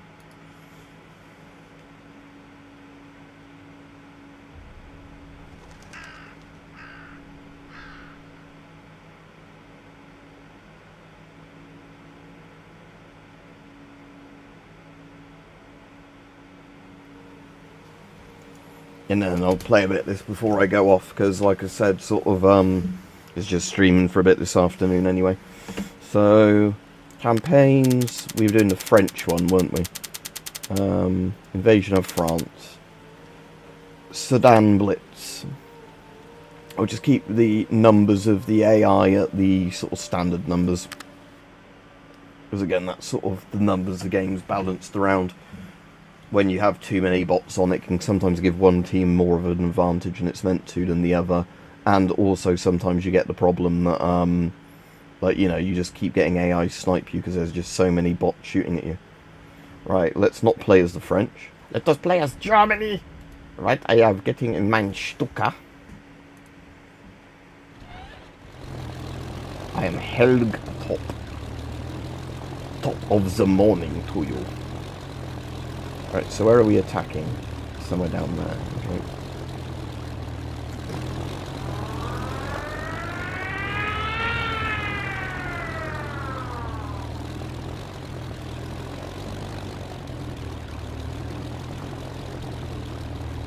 So my guys are the blue ones that are advancing there. The enemies, I assume, yeah, there's some Frenchmen. Right, we will send you the warmest wishes of the life.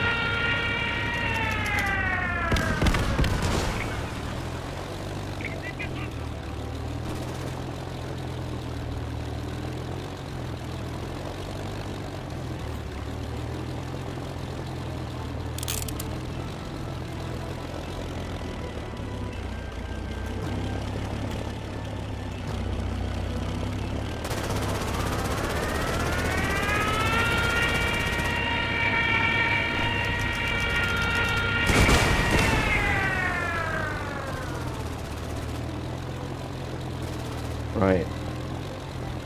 Yeah, I think the houses do at least collapse in this after you bomb them a couple of times, so...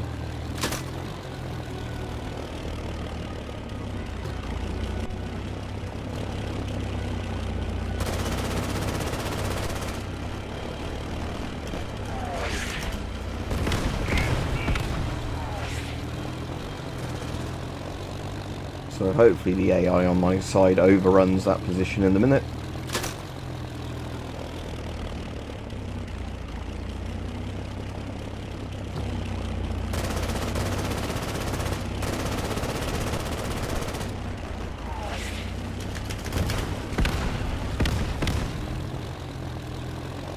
Looks like they're overrunning it. Good.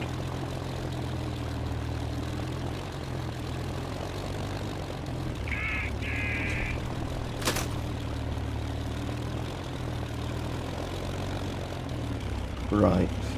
So, more Frenchmen over there. They will be strafed.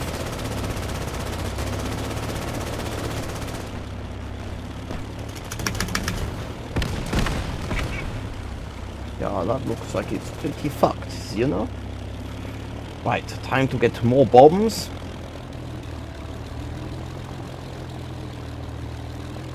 Just wondering on this map if I can figure out what the playable area is going to be. I'm assuming sort of it'll go all the way to the sort of where the ammo markers are on the south side of the river as we keep pushing up. Because I doubt those things are there if it's not a part of the sort of mapped out playable bit. Oh, more Frenchies there, look.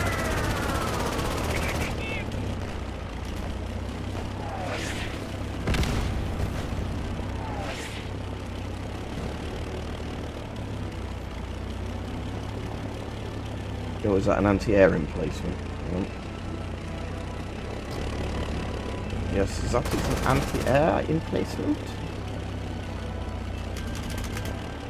Oh, I got myself my own explosion there. I think I at least did get their anti-air emplacement. Let's play as infantry, because at least then I can push up on stuff and do something.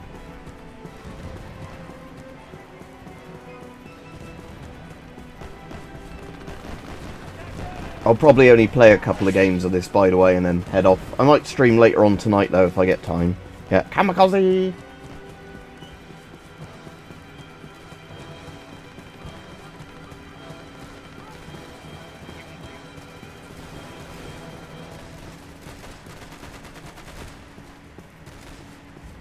So we're going for the sword icons, I think, which means point you're meant to attack.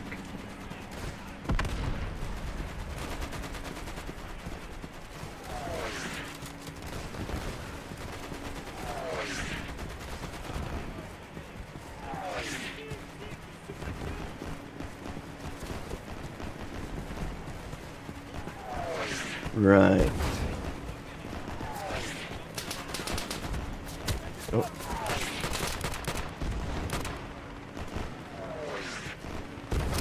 Oh, the Frenchman is still alive. Not for long.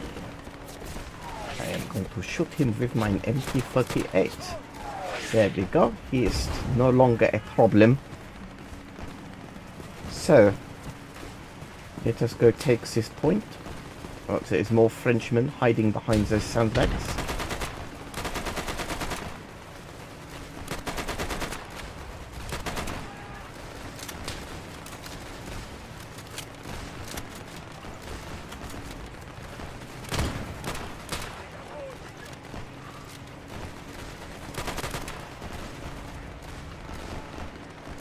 There are no longer Frenchmen hiding behind those sandbags.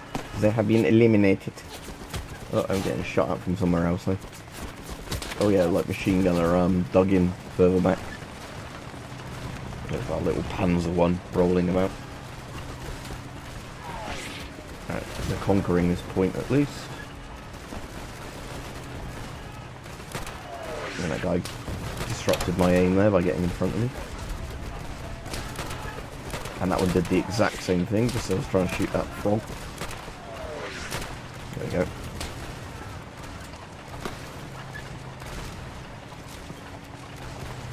Right, where's next? Further into the town. Right.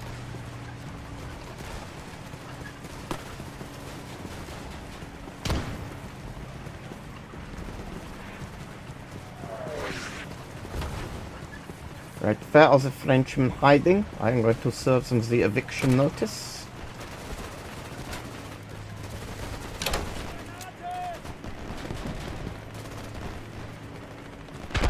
Oops. Whoops! Friendly fire.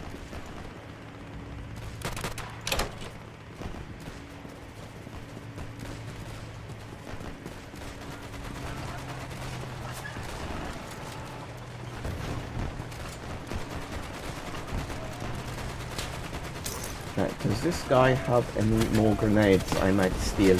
Oh, he does have a stick grenade.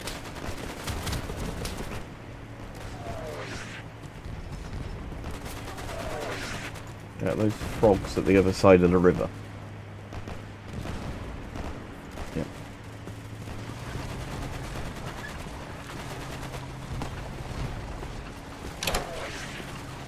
But our objective to attack, I think, is actually still on this side of the river. Yeah, it's there, isn't it? So let's go do that.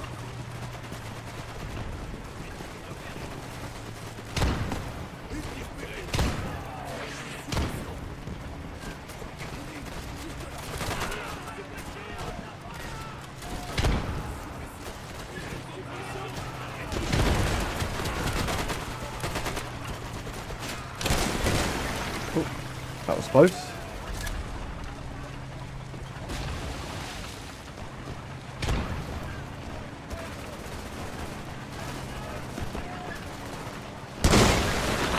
Yeah, I'm just trying to figure out... Oh, they've lost that point over there. I was literally just on, so I'm going to need to go now back and get that one. That's another problem you have with this game, is sometimes, a bit like some of the Battlefield games, if you're playing with AI, like, you have to constantly keep going and capturing all the points, because the AI on your team is like really bad at holding them.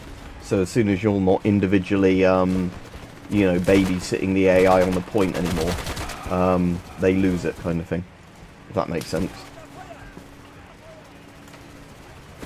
Oh, that's a smoke grenade. I didn't want to use that. I wanted to use a flag. Never mind. Oh, I'm dead.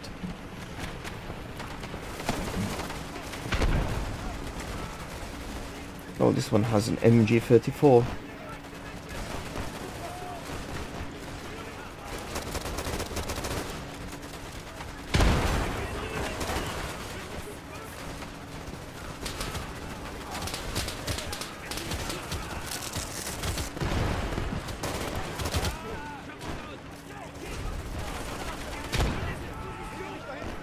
Alright, good, we finally captured this side of the river, so we'll push up to that point next, over there.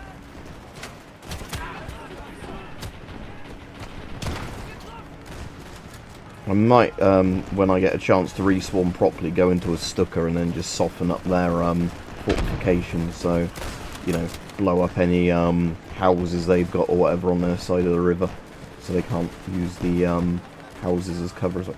Or did he have the submachine gun? Yeah, he did. Okay, taking the right hand magazine for Maz. Yeah, I like the Maz 38. It's quite a cool gun.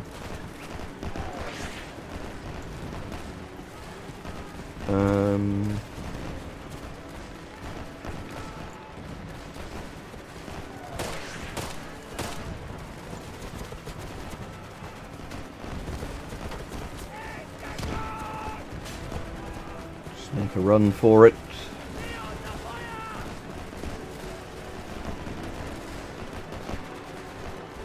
If I stream again tonight, I might do just a regular, like, camera stream tonight rather than the game stream, just for the people that were asking for one of those earlier.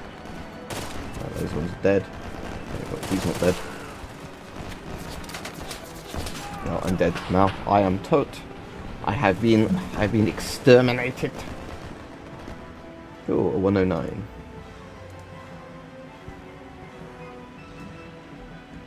This also comes with a bomb. Right, is that a French plane over there?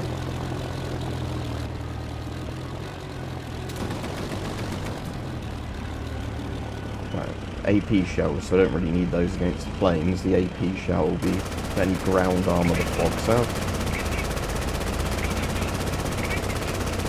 Right, I think that's that French plane down. Right, okay, let's go use the plane to its proper effectiveness. So, again, this pilot's gone really far out of the battlefield. What's that weird thing down there, like a water tower or some sort of stone pillar?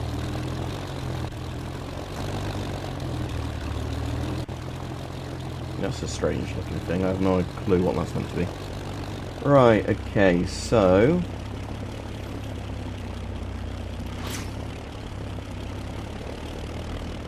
there is an AA gun trying to shoot at me from somewhere. So let's fly low to break their line of sight with me till I figure out where that AA gun is.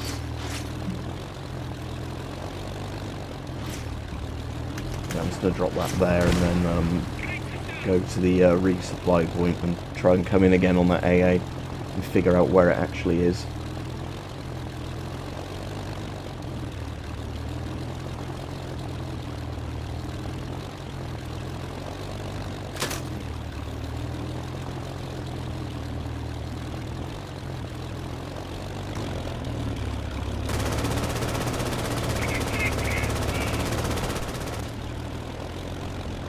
Getting any ground fire?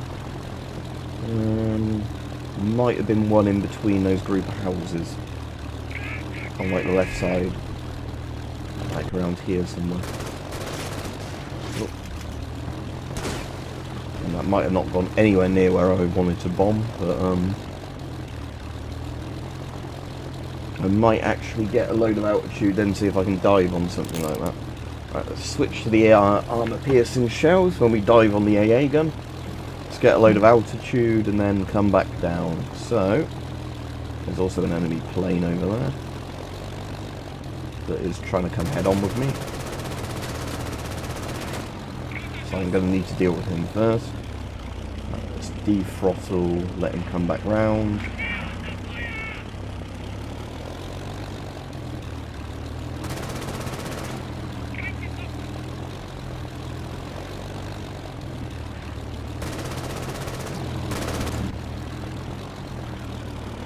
Again, these French planes are really slow and crap, so when I'm actually trying to get on the tail of one, I really have to throttle down in something like a 109.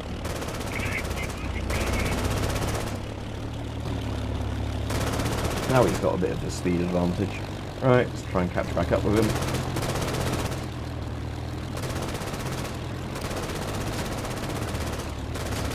Oh, and yeah, oh, for fuck's sake, yeah, because those planes are so bloody slow.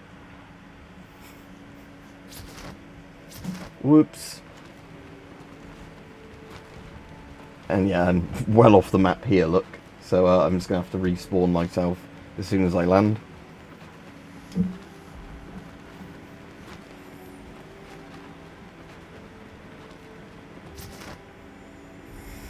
Yeah, well, yesterday that kept happening with the, Who's shooting at me all the way over here?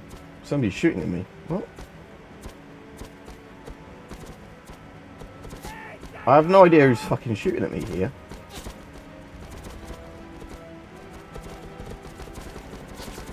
Oh, okay.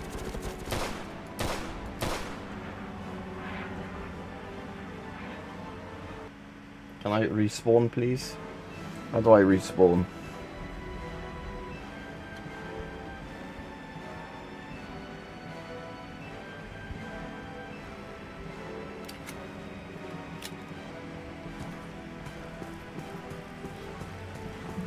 I'm not walking all the way back.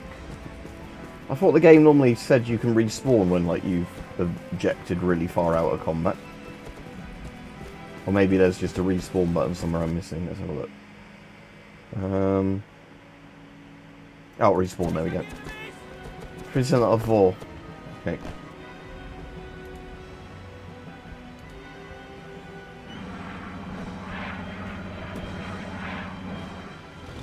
Alright, let's figure out where their anti-aircraft guns are again. Alright, let's go slightly above stalling speed. Come in nice and slow, although that makes me a bigger target for the AA. But hopefully I can at least then... That's an AA gun emplacement there, look. So...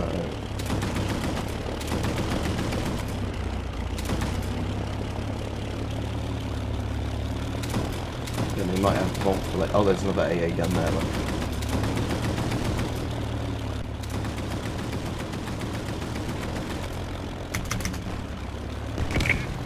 I think that's a fairly good hit. Let's go out and come back in. Yeah, the Stucker is probably actually better for precision bombing. A Gustav? No, this is a Messerschmitt 109. The BF 109, what do you mean? I don't have a Carl Gustav. Oh shit, he's trying to ram me again. Fucking French.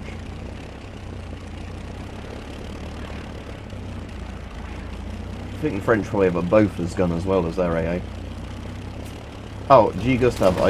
Yeah, sorry, I thought you were on about. Yeah, I didn't know it was called a G Gustav. I thought you were on about like a Carl Gustav, as in, you know, all the what you call them, like, you know, the Swedish like armaments industry, like the M45K Gustav, and there's some other Gustavs, isn't there? But like the Carl Gustav launchers and G is for Gustav. Wasn't it Gustav as well, the giant railway cannon?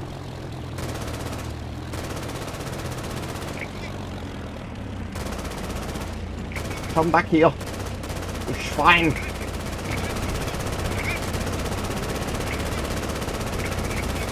There's another one trying to get on my fucking tail.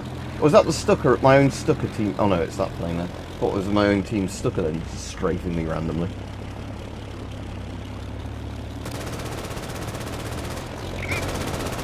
Ah, crew member killed. Good, he is dead. Right, now we can dive on the anti-aircraft gun. I haven't seen Hogan's Heroes in years, so I can't remember what he sounds like. Shall I do the vehicles there one? I thought the cathedral was on the other side of the square. See, that's more Hans Gruber, isn't it? He will not be joining us for the rest of his life.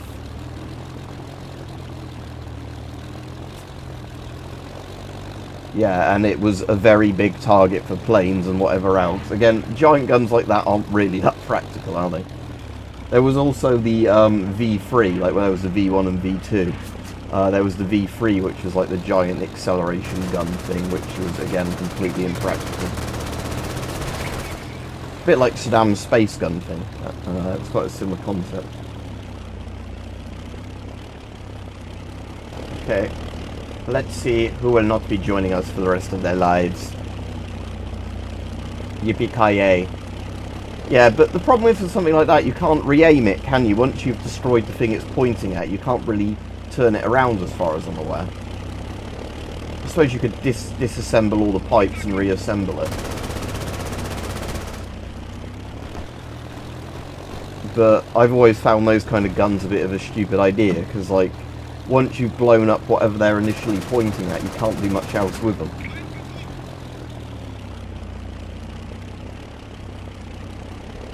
I know the idea is that you disassemble the parts and then reassemble it on another target, but you'd also have to get confirmation that your shells are landing where you think they're landing, because you might be, like, thinking, alright, we've assembled it here, fired a few volleys of shells, this target's completely eliminated and it's not actually landing where you think it's landing. So yeah, I just don't see the practicality of giant artillery like that. You know, battlefield artillery makes a lot of sense, but not really the giant, like, we're going to derp you from across the continent kind of guns.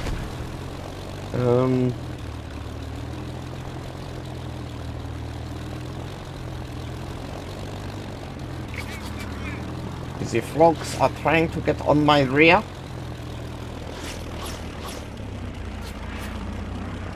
These dishonorable cowards. Oh, there we go. Yeah, take that.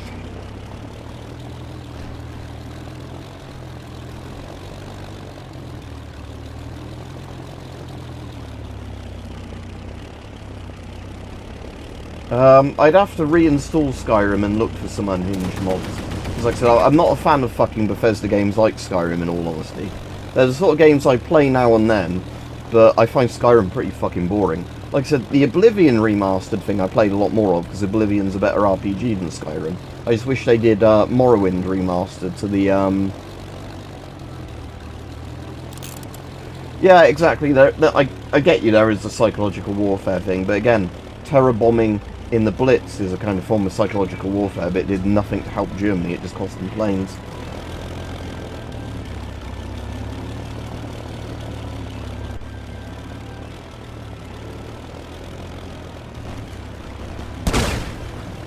That was a nice house you had there. It's a shame something happened to it.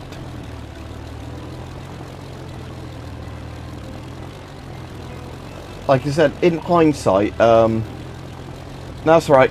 I was saying, in hindsight, I think Germany's best bet would have been using the Tabern and Sarin stockpiles they had. But they fought, because Germany thought everybody else had nerve agent stockpiles and they weren't the only one with it, they thought, you know, it had gone really badly for them if they actually used it. So thankfully, you know, they didn't. Yeah, anyway, have a good day if you're off. Yeah, in hindsight, very good. Yeah, hindsight, yeah. Aren't you a funny man? You will go to the camps last, Mr. Biggins. Herr Biggins.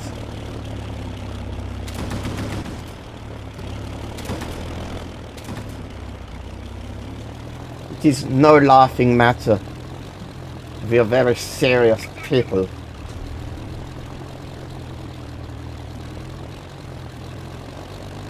Right, how are my team doing at overrunning the French positions?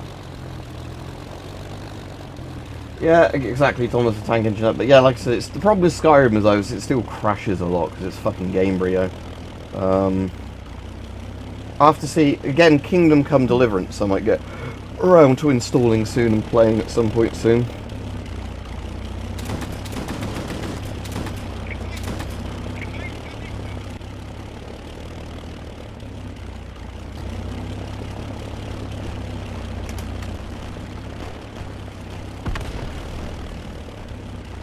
Yeah, that was a good bomb hit there.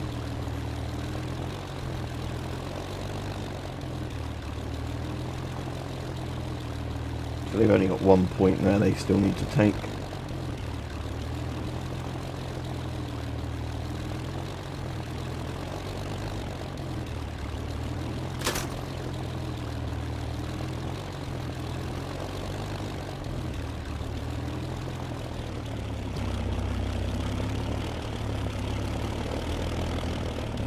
So as many Frenchmen pouring out of those woods over there. And I must be careful. Oh, we've been.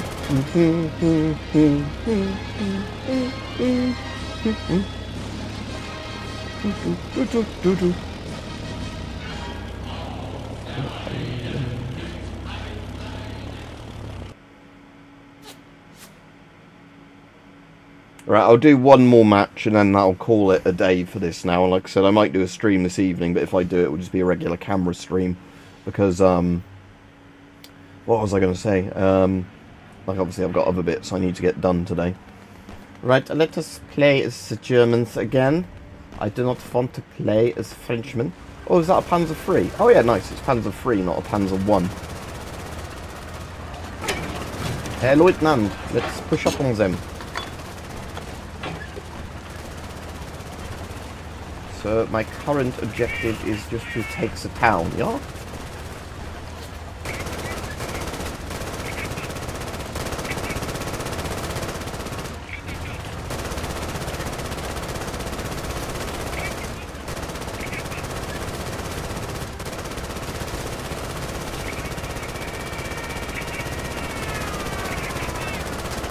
Like shooting frogs in a barrel.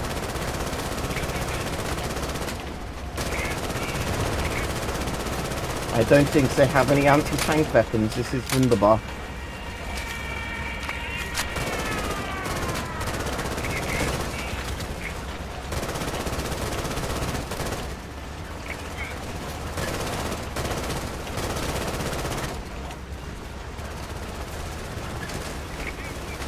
Ah, and the Scudder for us has arrived as well.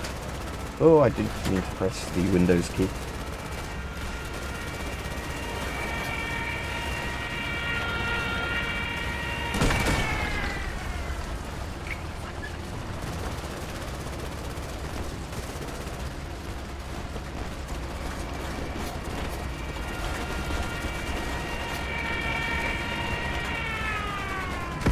No, was that our own fucking Stucker that just bombed us then? Sounded like it.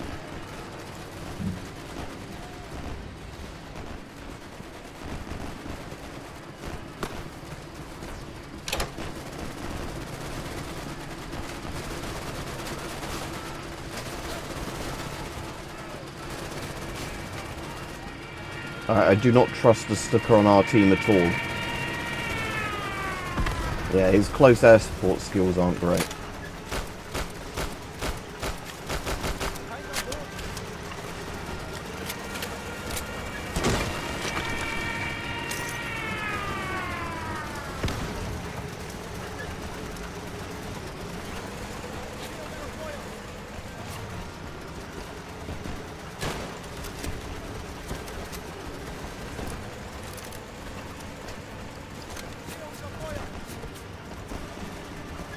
That vegetation stops me actually seeing where the enemy are. So that's our team pushing up there. Right.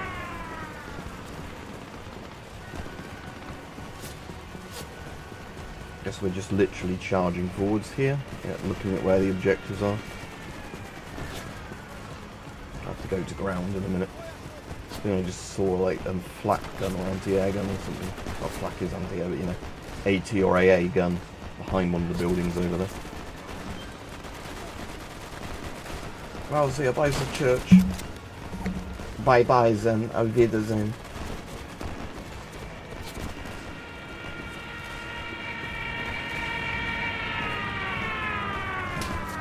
I really do not trust those Stuckers on my side. They're like American A-10 pilots, so they're just dangerous to be around in general.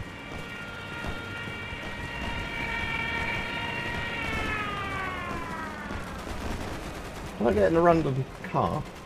Oh, I can, yep. I like driving in my Citroen.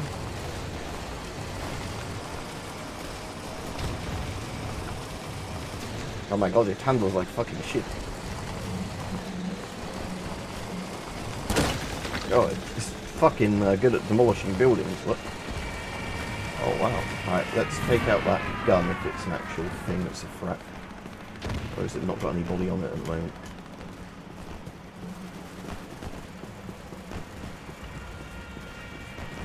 Oh, okay, I can steal it.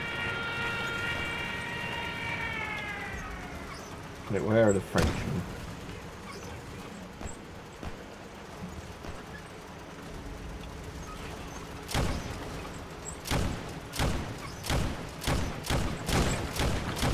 Look, there's a Frenchman.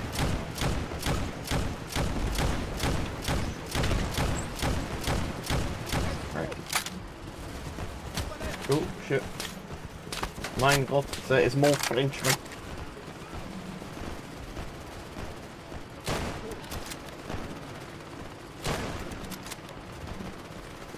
Right.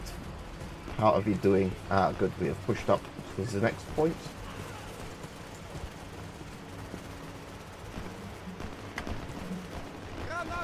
Right, I have no idea if an hand granata like that, how big an explosion radius, whatever it is, or if it's a frag grenade or just a HE grenade.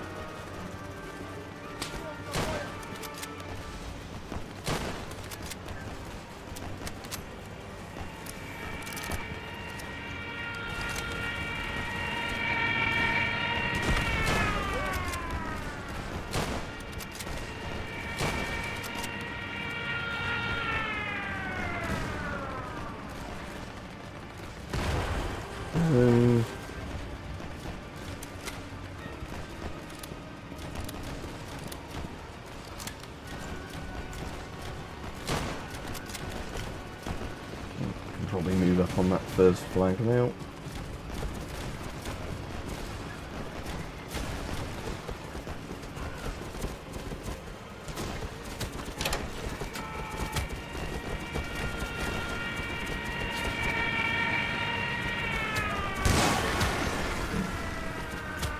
Again, I don't know if it's my own bloody Stuckers that keep killing it. Right, I'm going to play as the Stuckers so it doesn't just constantly keep friendly firing all our team. I will use it properly. Like on this French roadblock. See, that's a better way of using a Stucker. Not just going, let's strafe and bomb our own men.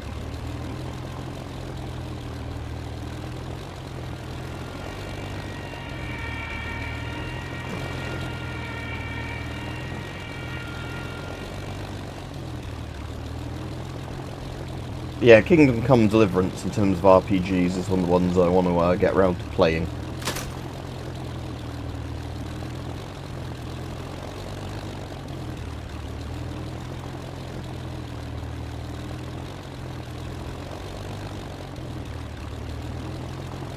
There's a French plane.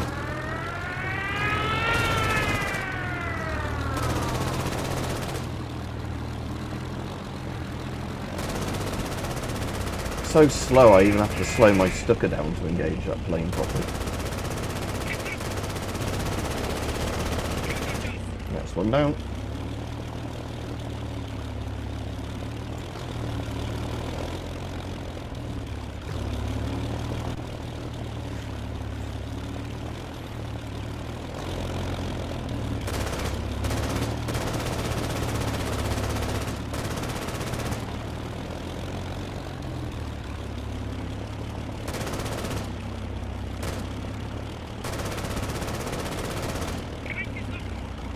Right, okay, let's carry on with our bombing run.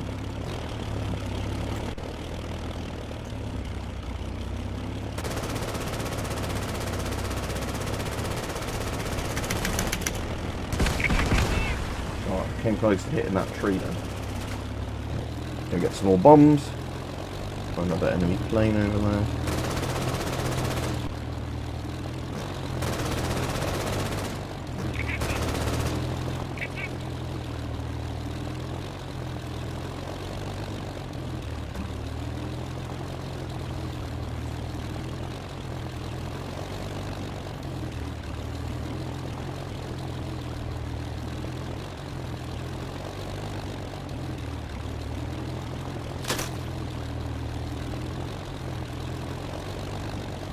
Right, let's try again.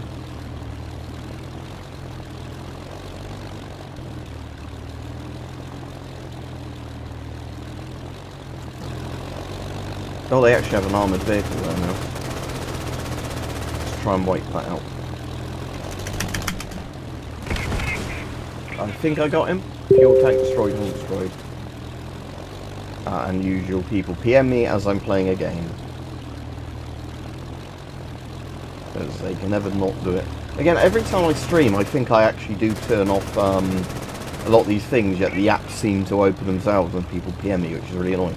So I have this typical thing where if I'm using the computer normally and not streaming, and this is not even the sod's law thing of people PMing me, but if I'm basically just streaming usually and I have like WhatsApp and that are meant to be open on the PC, generally people's messages don't come through and I have to check my phone for them. As soon as like the sod's law thing, as soon as I'm streaming or whatever, those messages pop up on the screen.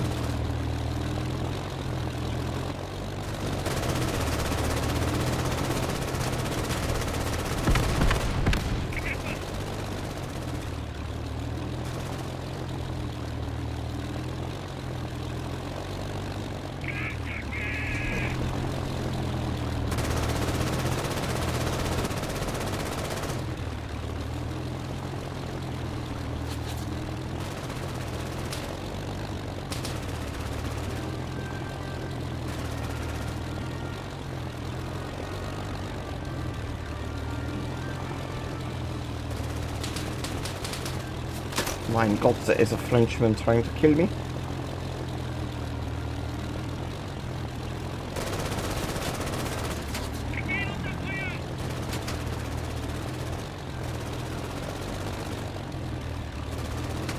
Ah, good, we've kicked them out of that town now.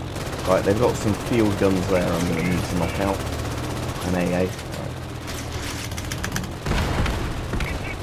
My Stucker is really taking a lot of damage now, so I'm going to bail out, and I hope my gunner bails out, or he's going to buy the farm in a second. Right, bye bye. And that's probably too low altitude to actually, yeah. I've forgotten this because it's like obviously not an ejector seat. Your guy's pretty slow at actually getting out of the plane. Panzer 38T, okay, old stolen Czechoslovakian Panzer.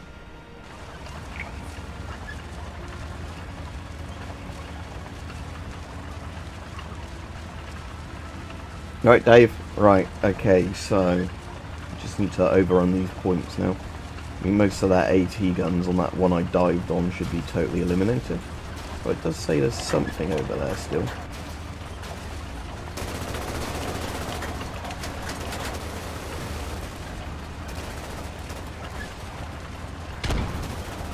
Yep, that guy's got a machine gun. Ho, ho, ho. Oh, shit, that one had a pack gun.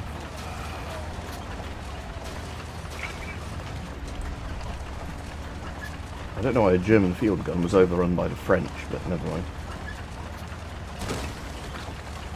mind. Easy Red 2. So you can play it online. It's sort of like a more realistic Battlefield type one, although I've got a lot of the things set to arcade at the moment, not simulator type mode. But you can have massive battles on this, as in, you know, like set it to have like 250 player slots or bots kind of thing, or something like that. But I've got it set to about 60 or something at the moment, just so it's not, you know, stupidly over the top with AI absolutely everywhere. But I'm just playing it against the computer at the moment. Alright, oh shit. I have a field gun over there somewhere, apparently. There it is. Giant fucking artillery gun. Push up on it. Again, the like corn or whatever it is makes it really hard to actually see the things I want to shoot at. Right, yeah, there we go. There's one of their guns. Still too high. Still too high. I go to the machine gun slot and machine gun stuff. Their crew. Oh, there's somebody over there shooting at me. Well, I can't actually see in that direction at the moment.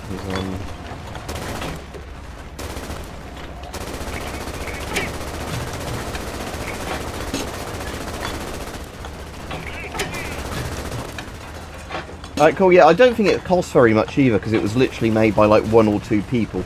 I think people were saying that there's more of a development team now, because the game did well and the guy could hire, you know, more developers, but it's literally like an indie World War II game, with the French, Germans, you know, British, Canadians, Americans, Russians. There we go.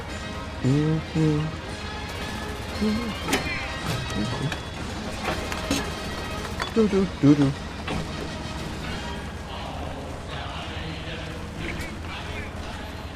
Yeah, I'm probably going to call it a day for this stream now, because I've been on quite a while, because I was playing Road to Vostok earlier on. But yeah, like I said, there's a lot of content in this because it's not a very expensive game, because it's just like a little indie game. Maybe I'll do one more game if you're interested. Like, let's try playing as the frogs then. So I get a Char B1 Bis, so I get a heavy French tank. Kind of reminds me of the World War I British tanks, these.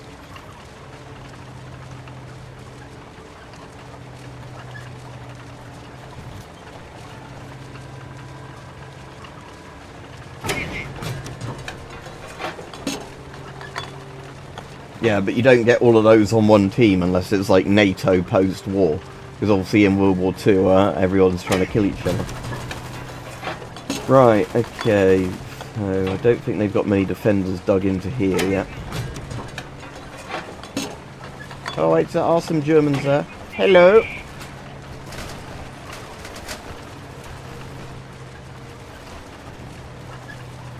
Turning circle on this is pretty huge, even with the arcadey controls on for this tank.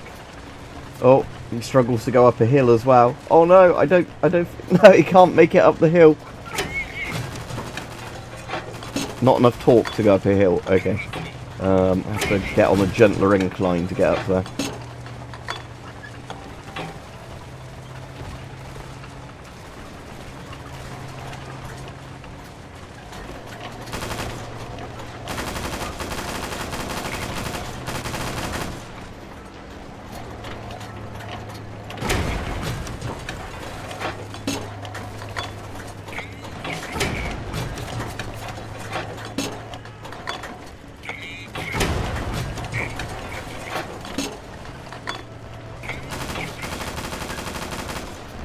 Come on. Oh my god, the torque in this tank is absolute shite. Look at that.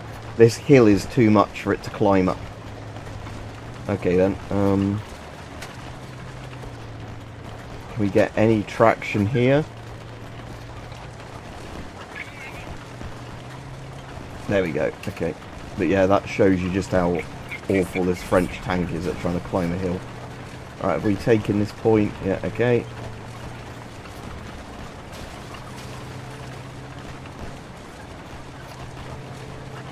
Yeah, exactly, yeah, the Germans had excellent tanks, but the problem is they didn't have the logistics for them.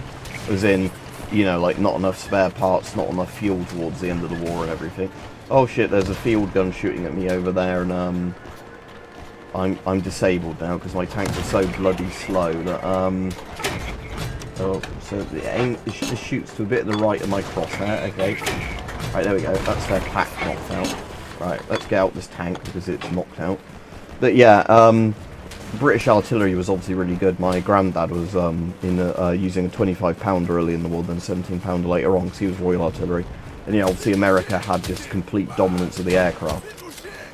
Even though obviously like a lot of British planes were good as well, because you had Spitfires and, you know, Hurricanes, fairly good early war fighters, and then obviously Lancaster bombers and like de Havilland Mosquitoes and that. But yeah, P-51s, P-47s, B-17s, obviously the B-29s, if it was the B-29s, if I remember right, dropping atomic bombs at the end of the war on Japan.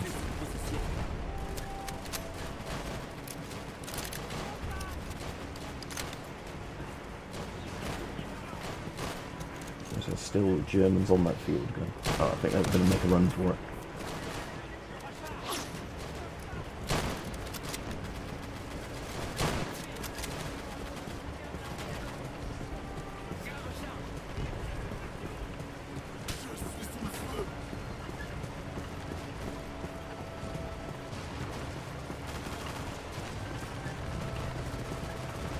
Yeah, exactly. But again, and the Soviets through Lend-Lease had lots of stuff. Oh, F1 grenade. Yeah, it's actually nicely modelled, because that's the proper original French F1 grenade, as opposed to like the Soviet one I've got on my desk. Because yeah, there we go. I've got the Soviet version there, but that has a different like cocking mechanism on it. Yeah, I don't have an anti-tank weapon, because in this you literally can't hurt armoured vehicles if you don't have, you know, anti-tank weapons, because it's designed to be realistic in that regard, this game. Oh, that's a German. Whoops. Oh, was it? Or was that a Frenchman I just shot? I think I might have killed a teammate. Oh well. Right. This pack gun, if it's got any shells in it. Oh, did they get a German tank in the end? Oh no, there's one there. Do I have to switch seats to turn it? Yep. It was only me on it, right. There we go. A decent German anti-tank gun as opposed to, whatever crap I had. Yeah, again, that's, like I said, it's an important thing. Without Lend-Lease, Britain and America supplying the Soviets with all of the industrial stuff, earlier on in the war they would have had a much, much harder time. Because their industry was in a really bad state prior to sort of the Lend-Lease type stuff.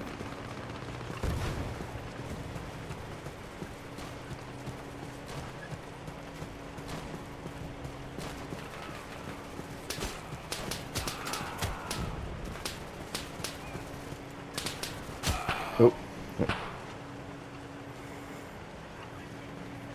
Because again, like, the Soviet name for trucks literally became Studebaker after World War II, simply because of the fact that America supplied them with so many Studebaker trucks that, like, a bit like how in the UK Hoover for ages has been the brand name for vacuum cleaner, because Hoover had like just complete market dominance in the UK for decades. Studebaker became like the Soviet nickname for truck, because all the trucks they were used to were Studebakers. Yeah, exactly, Dave. I don't, like I said, don't blame you for thinking that, because yeah, again, it's look at all the racist stuff in your history, all this blah blah blah, and yeah, lots of countries that shit talk us, even though we helped liberate them in World War II. I completely agree.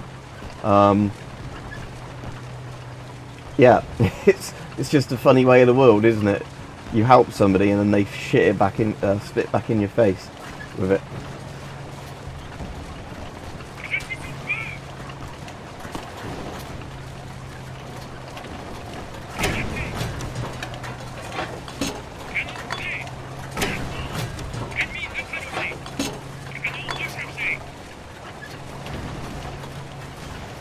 Oh, there's another German field gun over there. There we go. Good hit. Oh, and fucking other Panzer over there. Oh, shit. I think I am going to buy the farm. I have had it. Ah, mon dieu.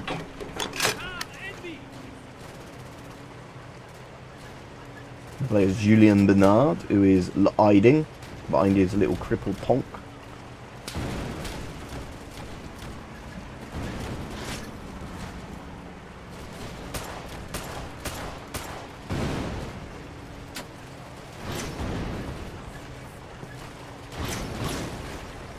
Again, that F1 grenade isn't going to really hurt that tank, but I might as well throw it there in case it damages any of the components. Nope. Alright, we've got Bisses rolling up, so they might be alright against those Panzers.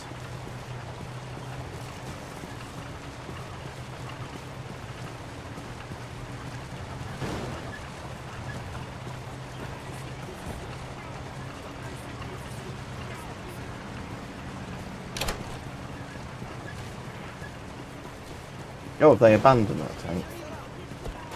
Alright, cool, they have. You might be able to use the gun to shoot at them then, before they hit me. Well, they're going straight for me anyway, so I'm probably dead, but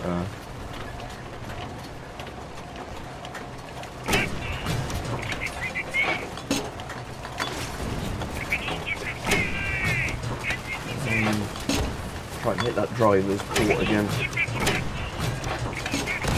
Oh, they've got another field gun back there. Oh, and my turret's knocked out now. Okay.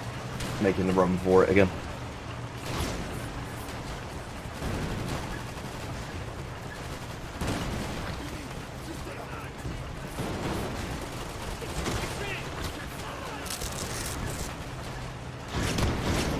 Getting friendly fired by all my own shit behind me there.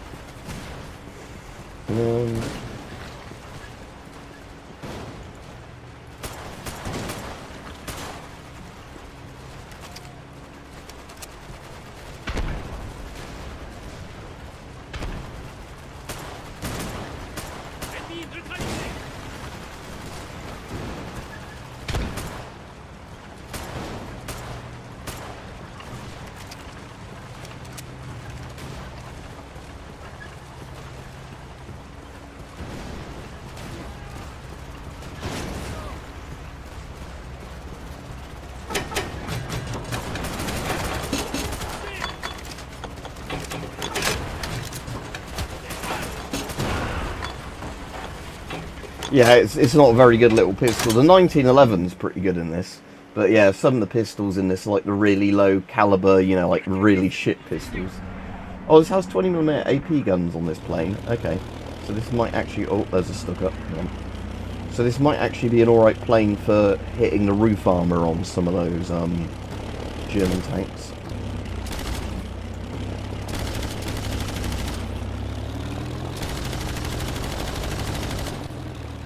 Yeah, I'm not sure. I'd have to look up that particular model of Ruby pistol or whatever it was. But obviously, yeah, over distance and everything else, the stuff becomes less effective.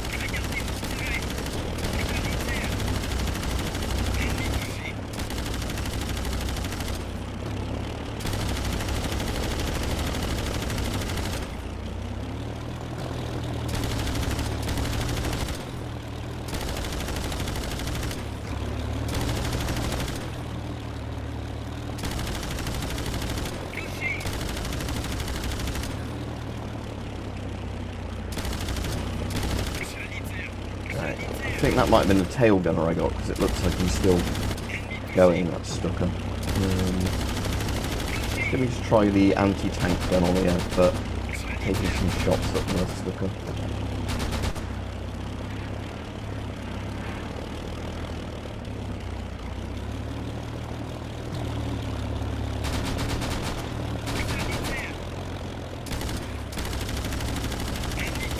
This stucker is being really difficult to kill. Yeah, but it's way older than the Spitfire. It kind of reminds me a bit more of the American Brewster Buffalo looking at the front of it. But its performance is nowhere near as good as the Spitfires in this game. Right, there we go, that stucker's finally down. Right, let's use the AP shells and see if we can dive on any tanks. Right. There's some tanks that have been spotted down there, because I'm in like arcade mode, I can actually see where the tanks are. Tracks destroyed.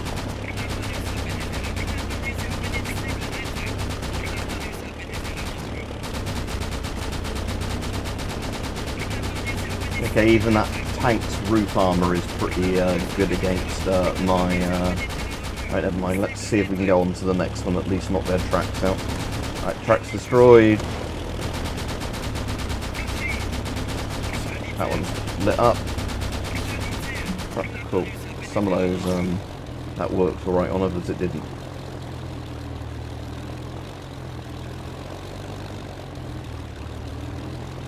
Let's go get some more ammo and then go back in with this. Oh, something's shooting me in. Oh, so it's just ground fire. Okay, well, or is it? It's too accurate to be ground fire. It's probably a mounted machine gun on one of the tanks just scraping me. Right, let's try again on some of the side armour of those tanks.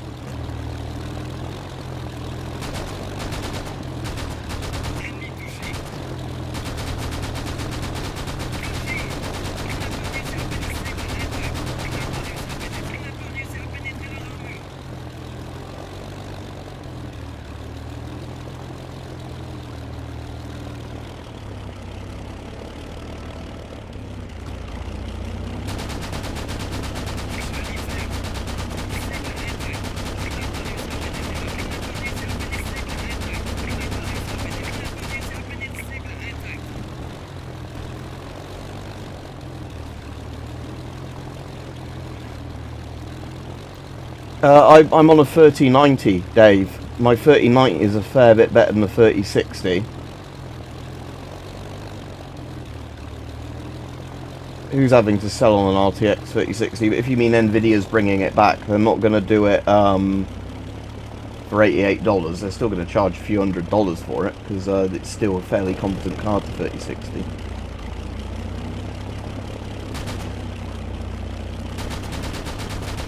This game just doesn't have good graphics, if that's what you're saying. Because like I said, it's made by like one person, whatever, this game. So, again, this game isn't made around graphics, it's made around having good gameplay.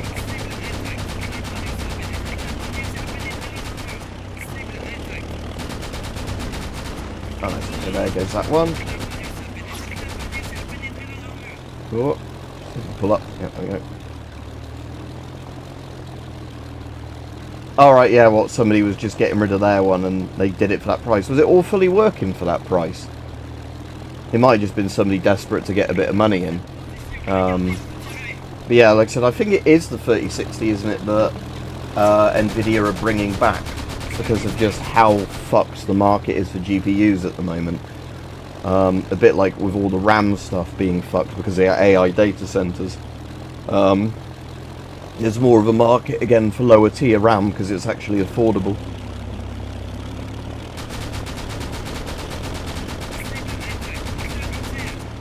There we go.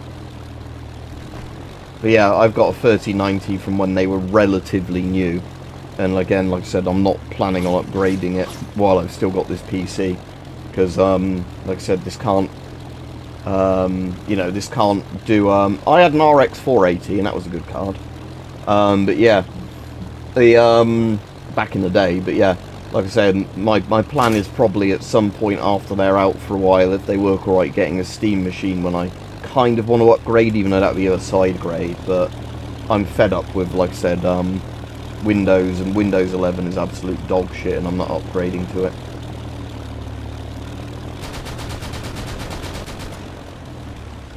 So yeah, my plan is to keep this computer going as long as I can, because although the GPU in it's good, some of the other, you know, sort of wearing out just hardware-wise, you know, like strain on the hardware due to age. Like a lot of the USB ports are just fucking gone now in this PC. So, yeah, the thing is with the Steam machine, it depends how it's priced and things like that. Because the point of the Steam machine is it's essentially a Linux pre-built that should be capable of playing most games at least 1080p 60 FPS, if not 4K sort of medium settings or whatever it's going to be. So it's not like a top-end thing, but the whole point is that developers are kind of going to be forced to optimize their games. Because the problem's been in recent years... Oh shit, that stuck a nearly head on me. The problem has been in recent years that lots of developers have just done a really bad job at optimizing their games, and have kept saying, like, buy a better GPU, buy a better GPU. And that's kind of crashing a lot of the AAA market now, because people are saying, no, I'm not going to constantly keep upgrading my PC for games you can't even optimize. So, there we go, it's down. But yeah, like I said, because I can't really afford with how expensive PCs are getting now when I upgrade to do a full-on custom, you know, like high-end PC again, I think I might just go for a Steam machine. Because a lot of the things I just want from a PC now, I think a Linux build could do on a Steam machine. I'm not really wanting lots of the really top-end features, if that makes sense. Right, where's that ground fire coming from? Over there somewhere. Oh, another fucking sticker coming on my ass, just as I killed the last one. Right. Throttle down, look for that. Where's that Panzer gun I was straight into? Never mind.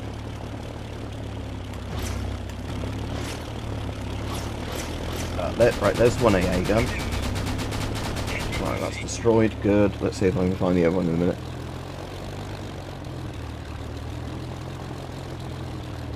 Yeah, exactly. But like I said, even with part pricing, we're getting lots of issues now where all the RAM is just being bought up and there's like supply problems. And again, Nvidia's 50 series has been pretty underwhelming. As in, like, the 5090 is still a house fire risk because they never fixed the 5090s, like, drawing too much power through like a couple of pins or whatever was causing the issue. And again, the fact that Nvidia doesn't consider that a priority to fix tells you how bad the company is now.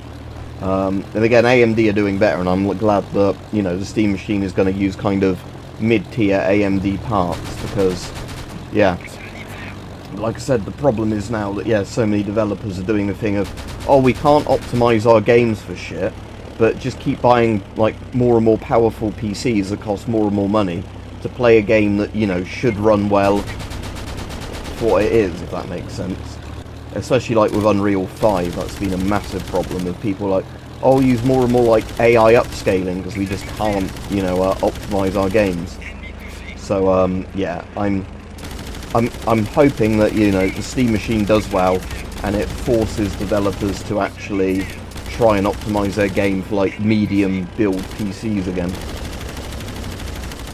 Supposedly there's a lot of games now where you can you know, have a really powerful PC and not even be able to run them on the full settings, you know, and like struggle to get good frame rates on just, you know, medium settings. And if you know, turn the visuals down in that game, it doesn't really increase the frames per second by very much.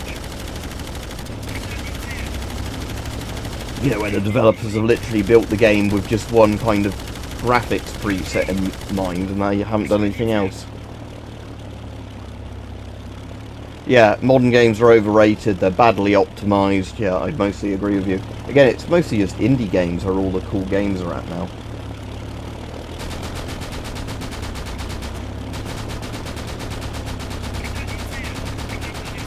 That one's dead. Right, another Panzer over there. Right, good, that one's down, or down enough that he's not going to put up much of a fight.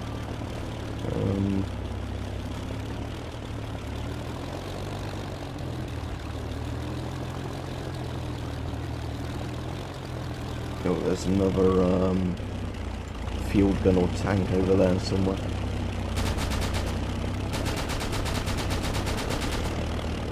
Can't quite see where he is, unless he's just been killed defending that point.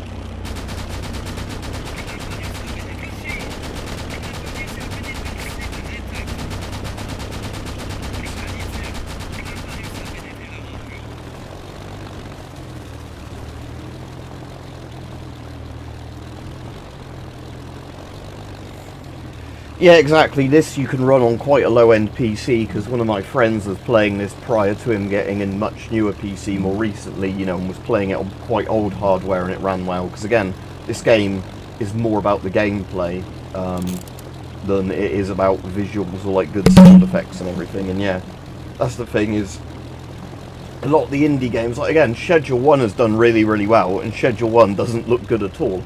No offense to the developer, but like again, they didn't make Schedule 1 to be a good looking game. They made Schedule 1 to have good gameplay.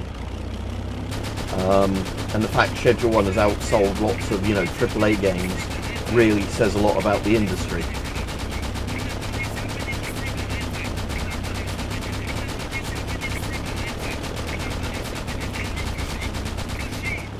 Let's see if I can come in and get those panzers up the arse.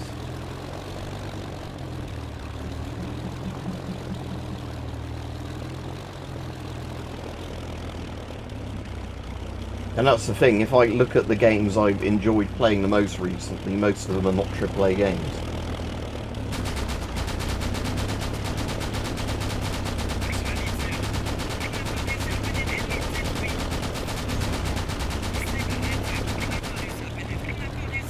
Right, I think those have been pretty much knocked out. Might still be one there with still a bit of life left in it. Oh, there's the other bit of armour there. Let's see if I can get that one and then swing around to the other one.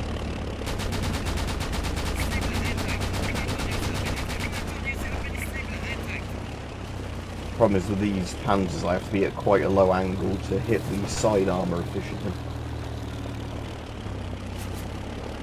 Let's come back in on that one from the arse angle of it. There we go, that's that one finally dealt with. No, I keep hearing it mentioned. What kind of game is it? Is it a kind of a bit like a Neo and all those sort of games? Was it the From Software one, or am I thinking of completely the wrong thing?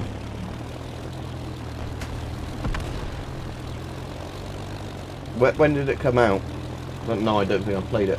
Again, I know one of my friends gifted me when it was on sale, like a From Software-y sort of samurai game, but I don't know if it was that one. Again, I'll have to have a look and see if I've got it or not.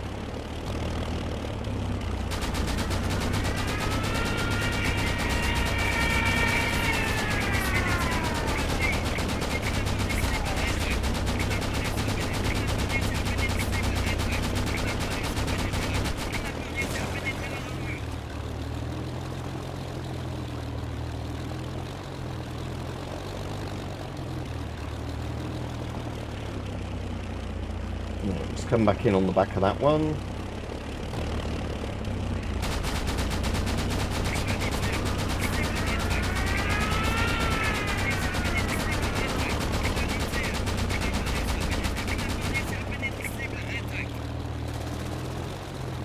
Have they still not captured that point over there? Oh my god. I might have to play as ground troops if the ground forces on my side are doing such a bad job of pushing up. Because I think this might be one of those maps where you need to babysit your team a bit. Oh, there's clearly a stucker diving on me.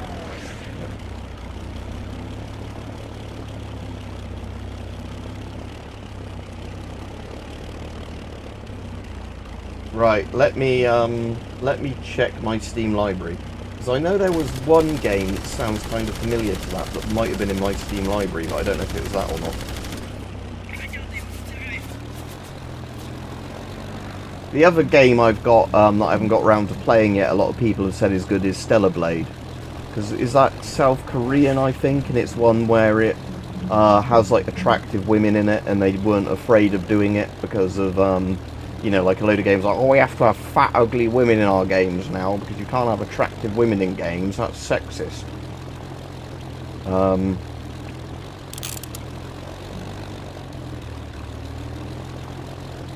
But yeah, I'll have to have a look what the particular game is I'm thinking of that's in my Steam library. I'll look as soon as this match is over. So like I said, I am going to quit this game once I've finished this match. I've been streaming quite a while again.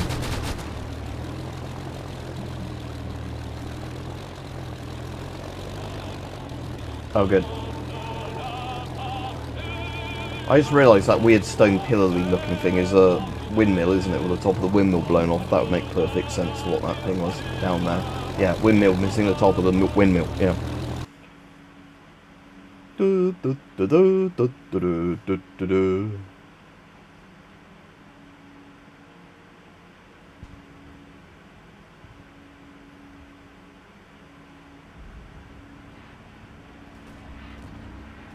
Right, like I said, I'm going to exit this now because I need to have some food and I've been on quite a while.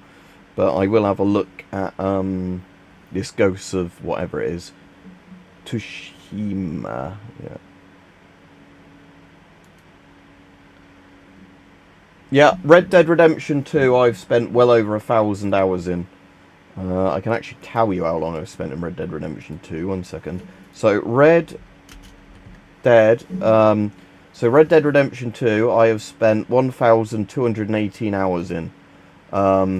Because, like I said, Red Dead Online, I play for Red Dead Redemption 2. So that's a combination of the single player and the online. But yeah, 1,218 hours Red Dead Redemption 2. Did you see my video about Restore?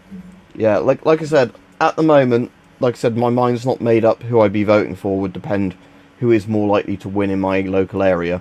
Because, say, Restore have a candidate, but they're only going to get a couple of % of the vote in my area. There's no point in me then voting Restore.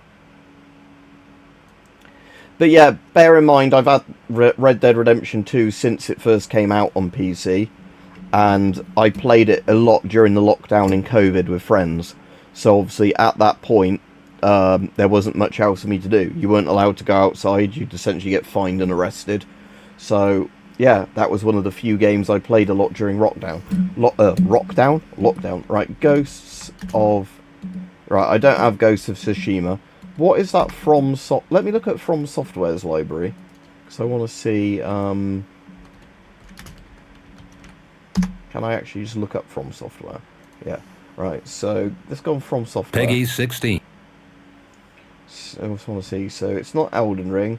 Sekiro's the game I'm thinking of that I actually have in my library that I haven't got round to playing yet. But yeah, let's have a look at this Ghosts of... let's do a list. No, Ghosts of... Why is it not coming up? Oh, it's Ghost of, not Ghosts. Okay. Oh, it is Ghost. You did say Ghost, sorry. Peggy 18. So this is made by Sucker Punch Productions. So it's currently 40% off, but again, $29.99 is a bit too much for me at the moment. And sadly, that sale ends before payday, so I won't be getting it on this sale. But so is this an open world type thing or what? But it's very positive, so I tell you what I'm going to do. I'll add it to my wish list. And then Days Gone was actually one of the few modern games I thought was very good. But yeah, let's add it to my wish list, wherever the button is for that. Add to your wish list, and then I might get it in a future sale.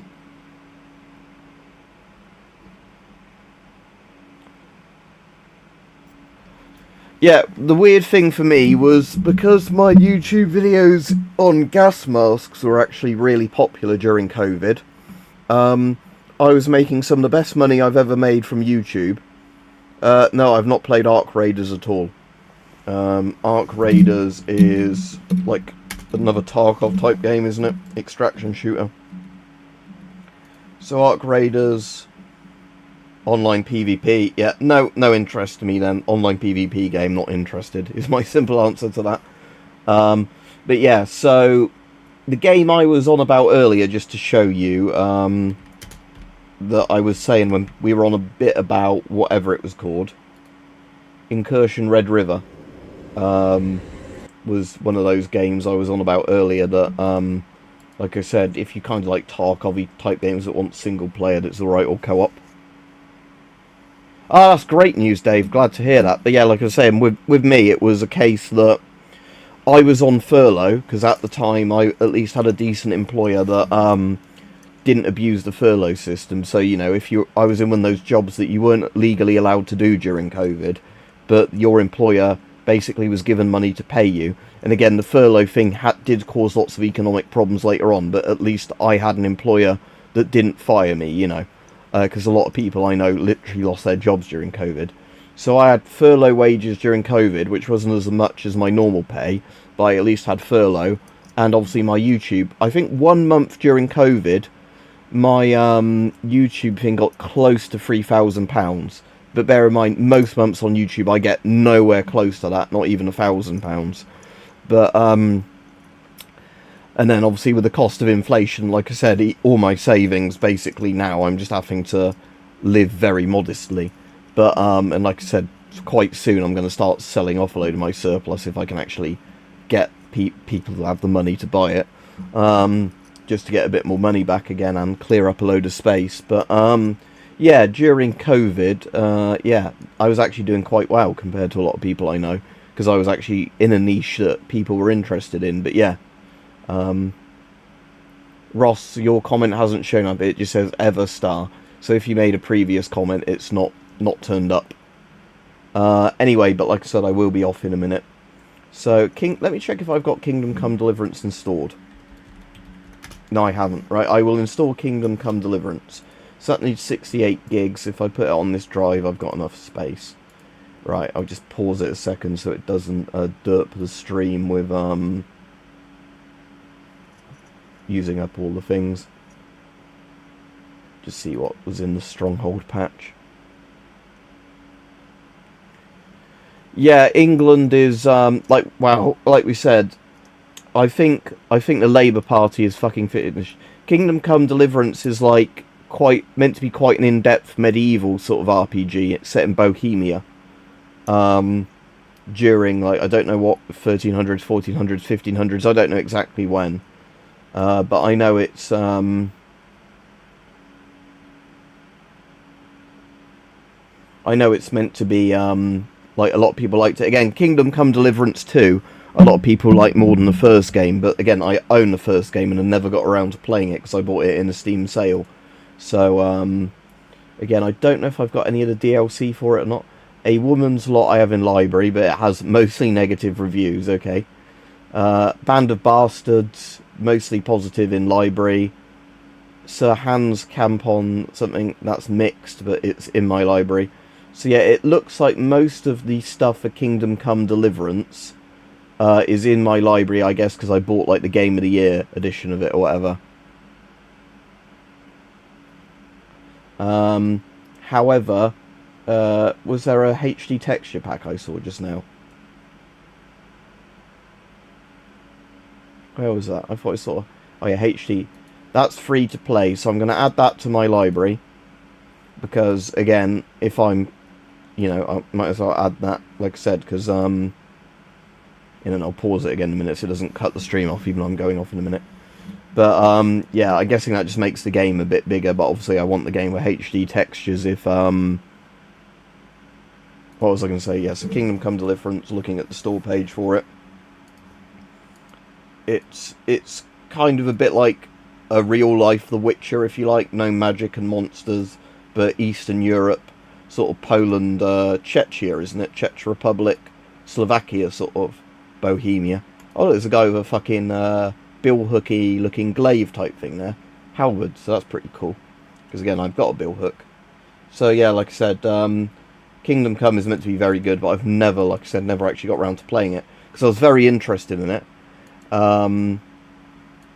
Yeah, so it's epic adventure in a Holy Roman Empire, avenge your parents' death as you battle invading forces. But yeah, so like I said, it's one of those games that, like the sequel, a bit like Red Dead 2 to Red Dead 1, because it's a lot more in depth. Apparently, Kingdom Come 2 is excellent, but like I said, I'd rather play the first game first, because I think like the second one follows on from the first one, even if you don't need to play the first one to, you know what it's about.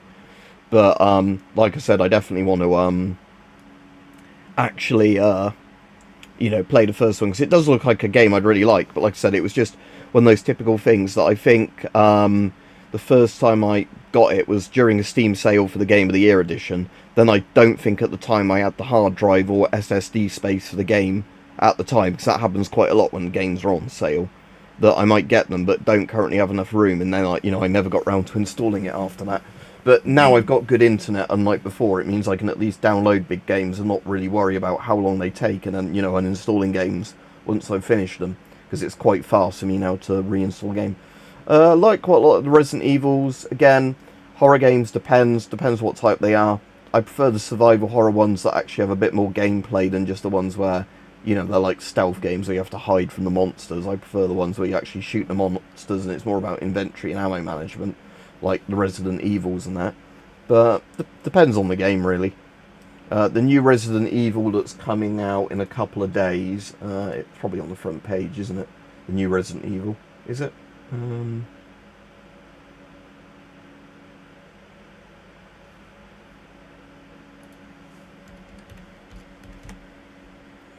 Yeah, this one. I won't be buying this when it first comes out at full price, but this one, again, if it reviews well with actual people playing it, I might be interested in it, but we'll see.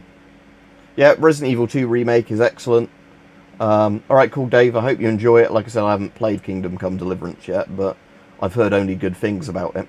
Because it was made by a really non-woke developer as well, where, like, people during the time... Because I think it was made by some of the people that were in 2K Czech that did the Mafia games.